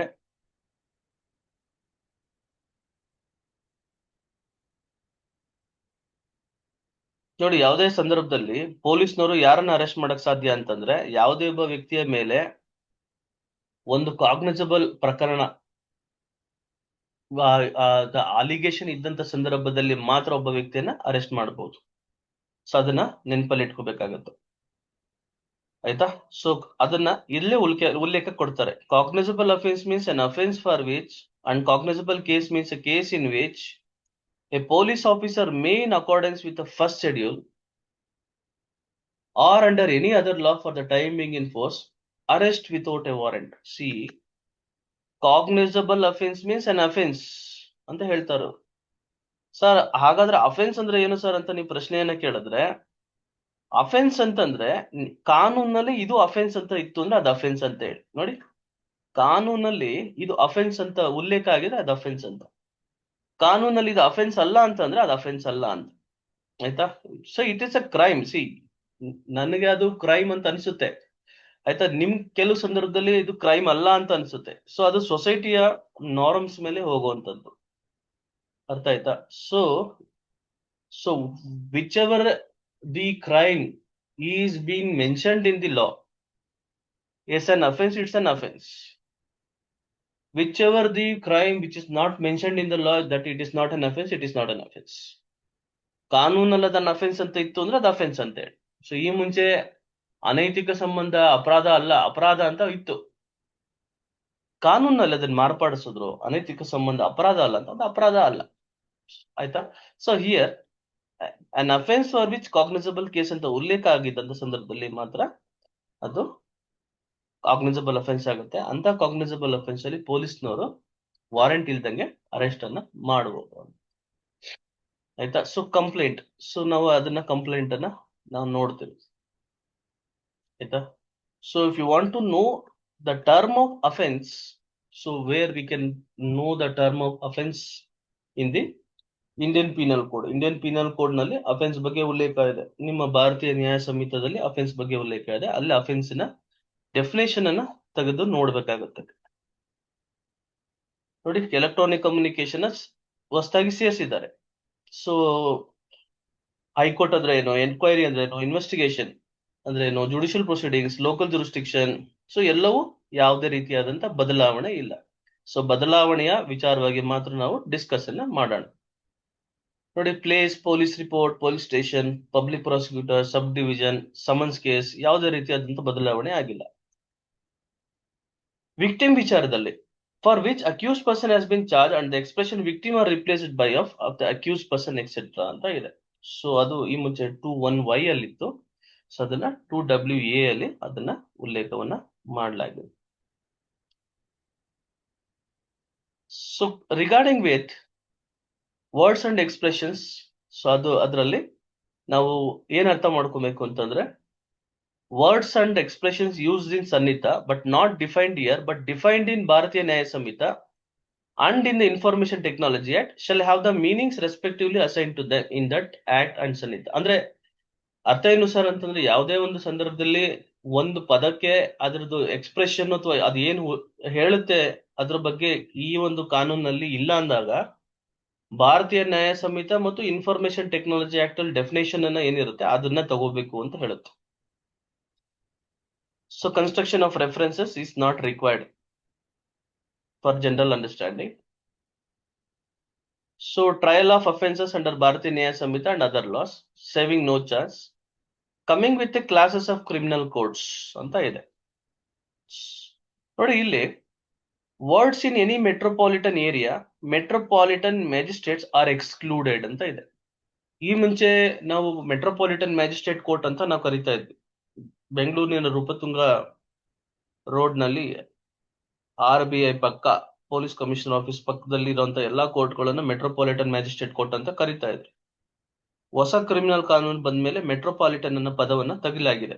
ಸೊ ಎಲ್ಲಾ ಕೋರ್ಟ್ಗಳು, ಮ್ಯಾಜಿಸ್ಟ್ರೇಟ್ ಕೋರ್ಟ್, ಎಲ್ಲಾ ಕೋರ್ಟ್ಗಳನ್ನ CJM ಕೋರ್ಟ್ ಅಂತ ಕರೆಯಲಾಗುತ್ತೆ, ಚೀಫ್ ಜುಡಿಷಿಯಲ್ ಮ್ಯಾಜಿಸ್ಟ್ರೇಟ್ ಕೋರ್ಟ್ಸ್ ಅಂತ ಕರೆಯಲಾಗುತ್ತೆ. ಸೊ ಇದ್ರ ಬಗ್ಗೆ ನಾವು ತಿಳ್ಕೊಬೇಕಾದ್ರೆ, so we should look into the classification of the courts. So ನೋಡಿ, ಪ್ರಾರಂಭದ ಹಂತದಲ್ಲಿ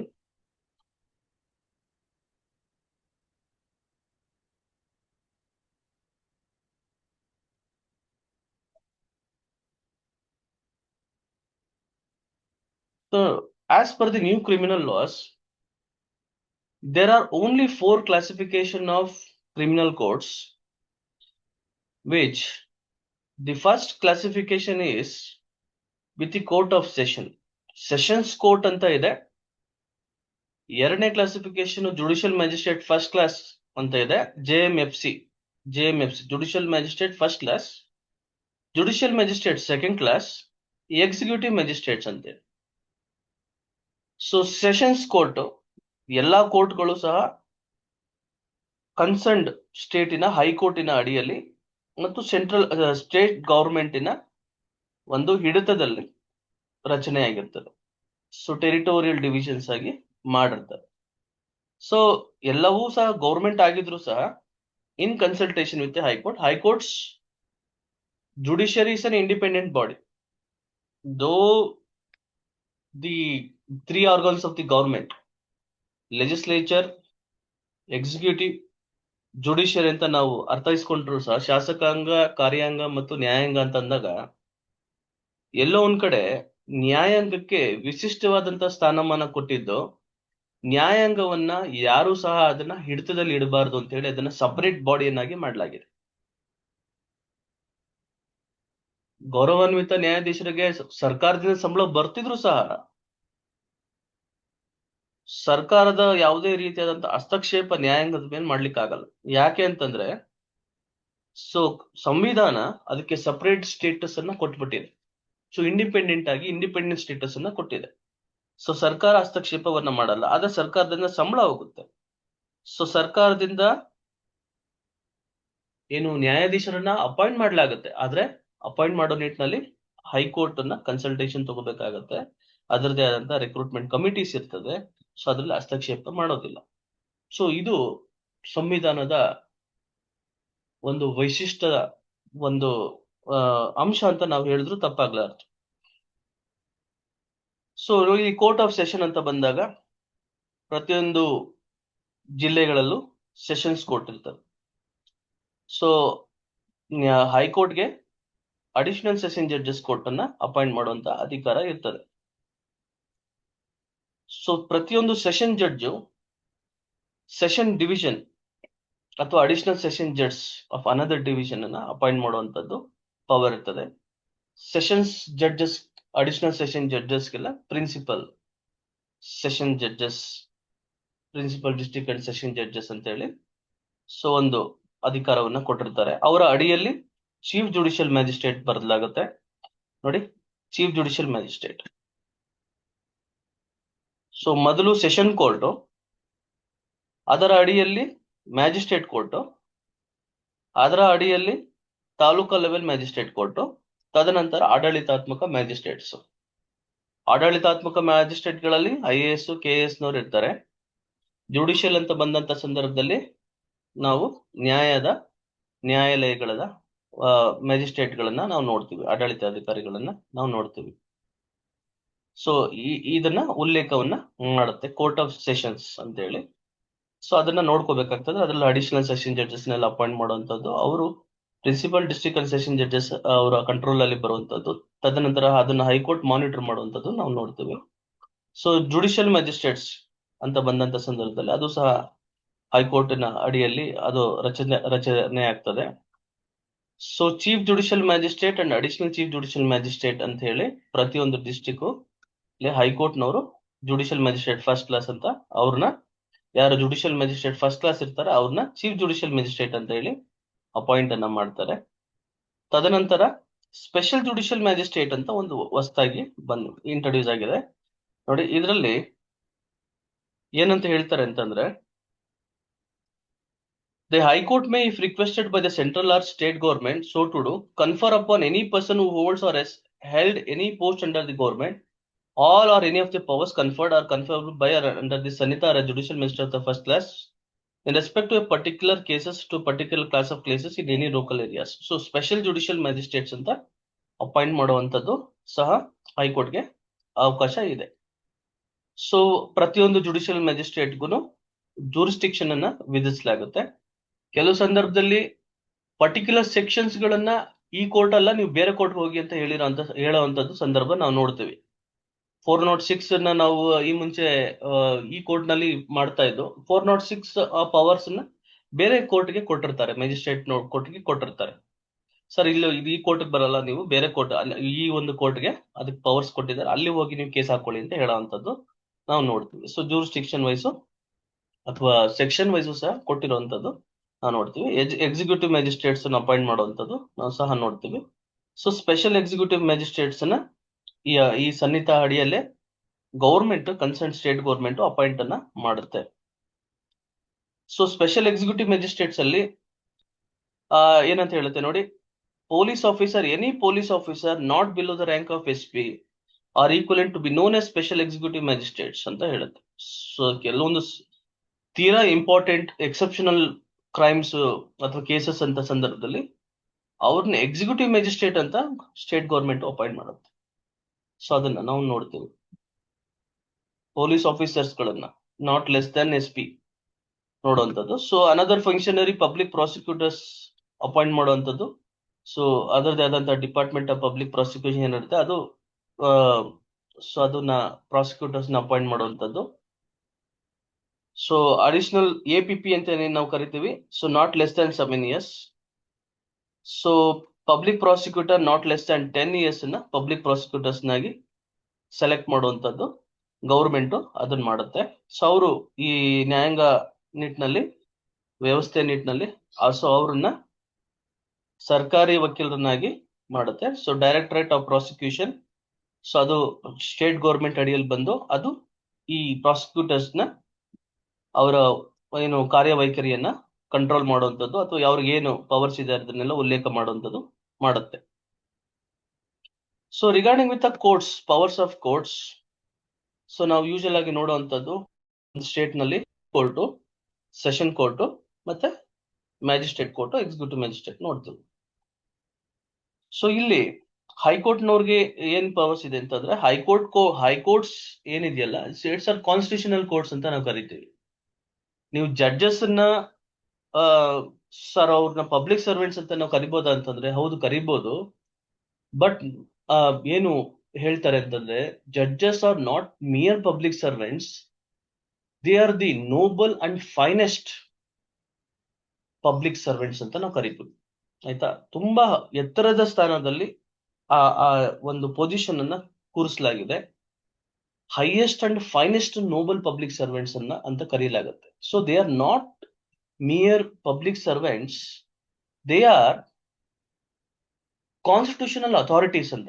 ಅಂದ್ರೆ ಈಗ ನಾವು ವಿಡಿಯೋಗಳಲ್ಲಿ ನೋಡ್ತಾ ಇರೋ ಸಂದರ್ಭದಲ್ಲಿ IAS ಅಧಿಕಾರಿ ಕರಿಯಪ್ಪ, ಅವ್ನು ಯಾರು SP ಅವ್ರನ್ನ ಕರೀರಿ ಕೋರ್ಟ್ಗೆ ಸಮನ್ಸ್ ಮಾಡಿ ಅಂತ ಕರೆಸಿದಾಗ ಯಾಕೆ ಬರ್ತಾ ಇಲ್ಲ ಅವರು ಕೋರ್ಟ್ಗೆ ಅಂತ, ಆ ಆ ತರ ಆ ವ್ಯಕ್ತಿಯ SP ಮತ್ತು IAS ಅಧಿಕಾರಿಗಳ ಮೇಲೆ ಅಧಿಕಾರವನ್ನ ಚಲಾಯಿಸುವಂತ ಸಂದರ್ಭದಲ್ಲಿ ನಾವು ಅರ್ಥ ಮಾಡ್ಕೊಬೇಕಾಗಿರೋದು ಏನು ಅಂದ್ರೆ, ನ್ಯಾಯಾಲಯಗಳು ಕೇವಲ ನ್ಯಾಯ ಕೊಡುವಂತಹ ಏನು ಒಂದು ಬಾಡಿ ಅಲ್ಲ, ಆದ್ರೆ ಸಂವಿಧಾನವನ್ನ ಎತ್ತಿಡಿಯುವಂಥದ್ದು, ಸಂವಿಧಾನವನ್ನ ನಿಟ್ಟಿನಲ್ಲಿ ಅದನ್ನ ಎಕ್ಸಿಕ್ಯೂಷನ್ ಮಾಡುವಂಥದ್ದು ಆದಂತಹ ಒಂದು ಅಥಾರಿಟಿಗಳಾಗಿ ಕೆಲಸವನ್ನ ನಿರ್ವಹಿಸ್ತಾ ಇರ್ತವೆ. ಹಾಗಾಗಿ ಹೆಚ್ಚಿನ ಒಂದು ಅಧಿಕಾರ ಇರುವಂತದ್ದು ನ್ಯಾಯಾಲಯಗಳು ಸಂವಿಧಾನ ಕಾಪಿಯ ಏನು ಅಥಾರಿಟಿ ಅಂತ ನಾವು ಕರೆದು ತಪ್ಪಾಗ್ಲಾರ್ದು. So high courts are constitutional authorities.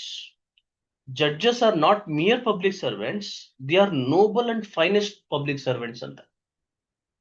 Societal stratum ಅಲ್ಲಿ ಹೈಯೆಸ್ಟ್ ಪೊಸಿಷನ್. ಒಬ್ಬ ಬ್ಯಾಂಕ್ ಮ್ಯಾನೇಜರ್ 2 ಲಕ್ಷ ರೂಪಾಯಿ ಬಂದ್ರು ಸಹ ಬ್ಯಾಂಕ್ ಮ್ಯಾನೇಜರ್ಗಿಂತ ಗೌರವ ಯಾರಿಗೆ ಜಾಸ್ತಿ ಅಂದ್ರೆ ನ್ಯಾಯಾಧೀಶರಿಗೆ ಜಾಸ್ತಿ. ಸೊಸೈಟಲ್ ಸ್ಟಾಟಮ್ ಅಲ್ಲಿ ಹೈಯೆಸ್ಟ್ ಪೊಸಿಷನ್ ಅನ್ನ ಹೊಂದಿರ್ತಾರೆ ಅಂತ. ಸೊ ಹಾಗಾಗಿ ನ್ಯಾಯಾಲಯಕ್ಕೆ ಮತ್ತು ನ್ಯಾಯಾಧೀಶರಿಗೆ ಗೌರವವನ್ನ ನೀಡುವಂಥದ್ದು ಮಾಡ್ಬೇಕಾಗ್ತದೆ. ಸೊ ಇಲ್ಲಿ ಏನೇನು ಶಿಕ್ಷೆಯನ್ನ ಕೊಡ್ಬೋದು ಸರ್ ಅಂತ ನೀವು, ಶಿಕ್ಷೆಯ ಪ್ರಮಾಣದ ಶಿಕ್ಷೆಯ ಅಧಿಕಾರವನ್ನ ಇದೆ ಸರ್ ಅಂತ ನೀವು ಪ್ರಶ್ನೆಯನ್ನ ಕೇಳಿದಾಗ, ಸೊ ಹೈಕೋರ್ಟ್ಗೆ ಏನ್ ಶಿಕ್ಷೆ ಇದೆ ಅಂತಂದ್ರೆ ನೋಡಿ, ಕಾನೂನು ಅಡಿಯಲ್ಲಿ ಯಾವೆಲ್ಲ ಶಿಕ್ಷೆಯನ್ನ ಕೊಡ್ಬೋದು ಎಲ್ಲಾ ಶಿಕ್ಷೆಯನ್ನು ಕೊಡುವಂತ ಅಧಿಕಾರ ಹೈಕೋರ್ಟ್ಗಿದೆ, ಹೈಕೋರ್ಟ್ಗೂ ಮತ್ತು ಸೆಷನ್ ಕೋರ್ಟ್ಗಿದೆ. Session judge or additional session judge ಅವರು ಸಹ ಯಾವುದೇ ಸೆಂಟೆನ್ಸ್ ಅನ್ನ ಕಾನೂನು ಅಡಿಯಲ್ಲಿ ಕೊಡ್ಬೋದು, ಆದ್ರೆ ಮರಣದಂಡನೆಯನ್ನ ಕೊಡುವಂತ ಸಂದರ್ಭದಲ್ಲಿ ಮಾತ್ರ ಸೆಷನ್ ಜಡ್ಜಸ್ಗಳು ಕೊಡುವಂತಹ ಮರಣದಂಡನೆಯನ್ನ ಕನ್ಫರ್ಮ್ ಮಾಡ್ಬೇಕಾಗುತ್ತೆ ಹೈಕೋರ್ಟ್ನವರು. So coming with the magistrate part, so session ಜಡ್ಜಿನ ಅಡಿಯಲ್ಲಿ ಬರುವಂತಹ ಮ್ಯಾಜಿಸ್ಟ್ರೇಟ್ ಯಾರಿರ್ತಾರೆ, ಸೊ ಅವ್ರಿಗೆ ಏನು ಅಧಿಕಾರ ಇರುತ್ತೆ ಸರ್ ಅಂತಂದ್ರೆ, ಸೊ ಚೀಫ್ ಜುಡಿಷಿಯಲ್ ಮ್ಯಾಜಿಸ್ಟ್ರೇಟ್ನವರು ಸಹ ಯಾವುದೇ ಒಂದು ಸೆಂಟೆನ್ಸ್ ಅನ್ನ ಕೊಡ್ಬೋದು ಕಾನೂನು ಅಡಿಯಲ್ಲಿ. So except a sentence of death or imprisonment for life ಅಂತ ಹೇಳ್ತೀವಿ. So CJM court, chief judicial magistrate ಕೋರ್ಟ್ಗಳಿಗೆ ಮರಣದಂಡನೆ ಮತ್ತು ಜೀವಾವಧಿ ಶಿಕ್ಷೆಯನ್ನ ಹೊರತುಪಡಿಸಿ ಅಪ್ ಟು 7 years ವರೆಗೂ ಪನಿಷ್ಮೆಂಟ್ ಕೊಡುವಂತ ಅಧಿಕಾರ ಇರುತ್ತೆ. ಅರ್ಥ ಆಯ್ತಾ? ಸೊ ಅದನ್ನ ಕಾನೂನಲ್ಲಿ ಉಲ್ಲೇಖವನ್ನ ಮಾಡಿದ್ದಾರೆ. ಅಪ್ ಟು 7 years ವರೆಗೂ CJM ಕೋರ್ಟ್ ಅಥವಾ ಚೀಫ್ ಜುಡಿಷಿಯಲ್ ಮ್ಯಾಜಿಸ್ಟ್ರೇಟ್ ಕೋರ್ಟ್ ಕೊಡಬಹುದು. ಸೊ JMFC ಕೋರ್ಟ್ಗಳು ಅಪ್ ಟು 3 years ವರೆಗೂ ಕೊಡ್ಬೋದು. 50,000 ರೂಪಾಯಿ ದಂಡ ಹಾಕ್ಬೋದು ಅಥವಾ 2 ಹಾಕ್ಬೋದು, ಅಥವಾ ಕಮ್ಯುನಿಟಿ ಸರ್ವಿಸ್ ಅಂತ ಹೇಳಿ ಒಂದು ಕಮ್ಯುನಿಟಿ ಸರ್ವಿಸ್ ಮಾಡಪ್ಪ ನೀನು ಅಂತ ಹೇಳಿ, ಸಾಮಾಜಿಕ ಒಂದು ಕೆಲಸ ಮಾಡು ಅಂತ ಹೇಳಿ ಅದನ್ನ ಸಾಮಾಜಿಕ ಕೆಲಸವನ್ನ ಕೊಟ್ಟಿ ಕರೆಕ್ಟ್ ಮಾಡುವಂತ ಒಂದು ಅಧಿಕಾರ ಮ್ಯಾಜಿಸ್ಟ್ರೇಟ್ ಕೋರ್ಟ್ನವ್ರಿಗೆ ಇರ್ತದೆ. ಸೊ ತಾಲೂಕಾ ಲೆವೆಲ್ ಕೋರ್ಟ್ ನಲ್ಲಿ ಈ ಕಡಿಮೆ ಪ್ರಮಾಣದ ಏನು ಸಮನ್ಸ್ ಕೇಸ್ ಅಥವಾ ಸಮರಿ ಕೇಸ್ಗಳಲ್ಲಿ ಇರುವಂತಹ ಪೆಟ್ಟಿ ಅಫೆನ್ಸಸ್ ಗಳ ನಿಟ್ಟಿನಲ್ಲಿ ಸೊ ಹ್ಯಾಂಡಲ್ ಮಾಡ್ತಾ ಇರೋಂತ ಮ್ಯಾಜಿಸ್ಟ್ರೇಟ್ನವ್ರಿಗೆ 1 ವರ್ಷ ಶಿಕ್ಷೆ ಮತ್ತು 10,000 ಅಥವಾ 2 ಅಥವಾ ಕಮ್ಯುನಿಟಿ ಸರ್ವಿಸ್ ಅನ್ನ ವಿಧಿಸುವಂತ ಒಂದು ಪವರ್ಸ್ ಇರ್ತದೆ. So community service shall mean the work which the court may order a convict to perform as a form of punishment that benefits the community for which he shall not be entitled to any remuneration. ಆಯ್ತಪ್ಪ, ನೀನೊಂದ್ ಕೆಲಸ ಮಾಡು, road ನಲ್ಲಿ ಅಷ್ಟು ಅಸಭ್ಯವಾಗಿ wheeling ಮಾಡ್ಕೊಂಡು ಹೋಗ್ತಾ ಇದೀಯಾ, ನೀನ್ ಒಂದ್ ಕೆಲಸ ಮಾಡಿ, ಇಡೀ ದಿನ 1 ವಾರ ನೀನು ಹೋಗಿ ಪೊಲೀಸ್ ಕಾನ್ಸ್ಟೇಬಲ್ ಜೊತೆಗೆ ನಿಂತ್ಕೊಂಡು ರೋಡ್ ಮ್ಯಾನೇಜ್ಮೆಂಟ್ ಮಾಡ್ಬೇಕು, ಟ್ರಾಫಿಕ್ ಮ್ಯಾನೇಜ್ಮೆಂಟ್ ಮಾಡ್ಬೇಕು. ಸೊ ಅದಕ್ಕೆ ನಿನ್ಗೆ ಯಾವುದೇ ರೀತಿಯ ರೆಮ್ಯುನರೇಷನ್ ಕೊಡಲ್ಲ, ಆದ್ರೆ ನಿನ್ಗೆ ಗೊತ್ತಾಗಬೇಕು ಎಷ್ಟು ಕಷ್ಟ ಇದೆ ಅಂತ ಹೇಳಿ ಅಂತ ನಿನ್ ತಿಳಿಸ್ಕೊಡ್ಬೇಕು ಅಂತ ಹೇಳಿ ಆ ಶಿಕ್ಷೆಯನ್ನು ವಿಧಿಸ್ಬೋದ ಸರ್ ಅಂತಂದ್ರೆ ವಿಧಿಸ್ಬೋದು. So apart from that, so imprisonment ಕೊಡುವಂತದ್ದು, ಫೈನ್ ಅನ್ನ ಒಂದ್ ವೇಳೆ ಫೈನ್ ಕಟ್ಟಕ್ ಆಗದಲ್ಲ ಇಂಥ ಸಂದರ್ಭದಲ್ಲಿ ಇಂಪ್ರಿಸನ್ಮೆಂಟ್ ಅನ್ನ ಕೊಡುವಂತದ್ದು ಸಹ ನಾವು ಇಲ್ಲಿ ನೋಡ್ತೀವಿ.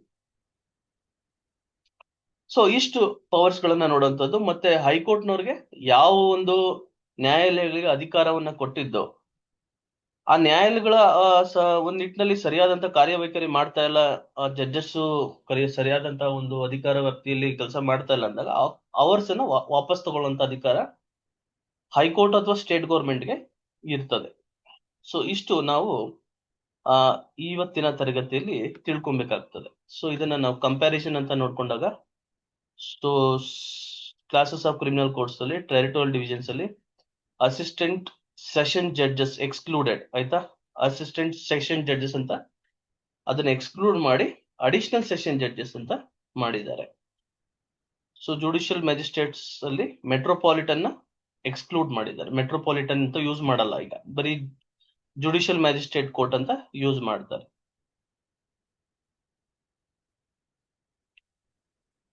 Words in any metropolitan area metropolitan magistrates are excluded. Executive ಅಲ್ಲೂ ಅಷ್ಟೇ, ಎಕ್ಸಿಕ್ಯೂಟಿವ್ ಮ್ಯಾಜಿಸ್ಟ್ರೇಟ್ಸ್ ಅಲ್ಲಿ ಮೆಟ್ರೋಪಾಲಿಟನ್ ಮ್ಯಾಜಿಸ್ಟ್ರೇಟ್ ಅಂತ ಕರೆಯಲ್ಲ, ಎಕ್ಸಿಕ್ಯೂಟಿವ್ ಮ್ಯಾಜಿಸ್ಟ್ರೇಟ್ ಅಂತ ಕರೆಯಲ್ಲ.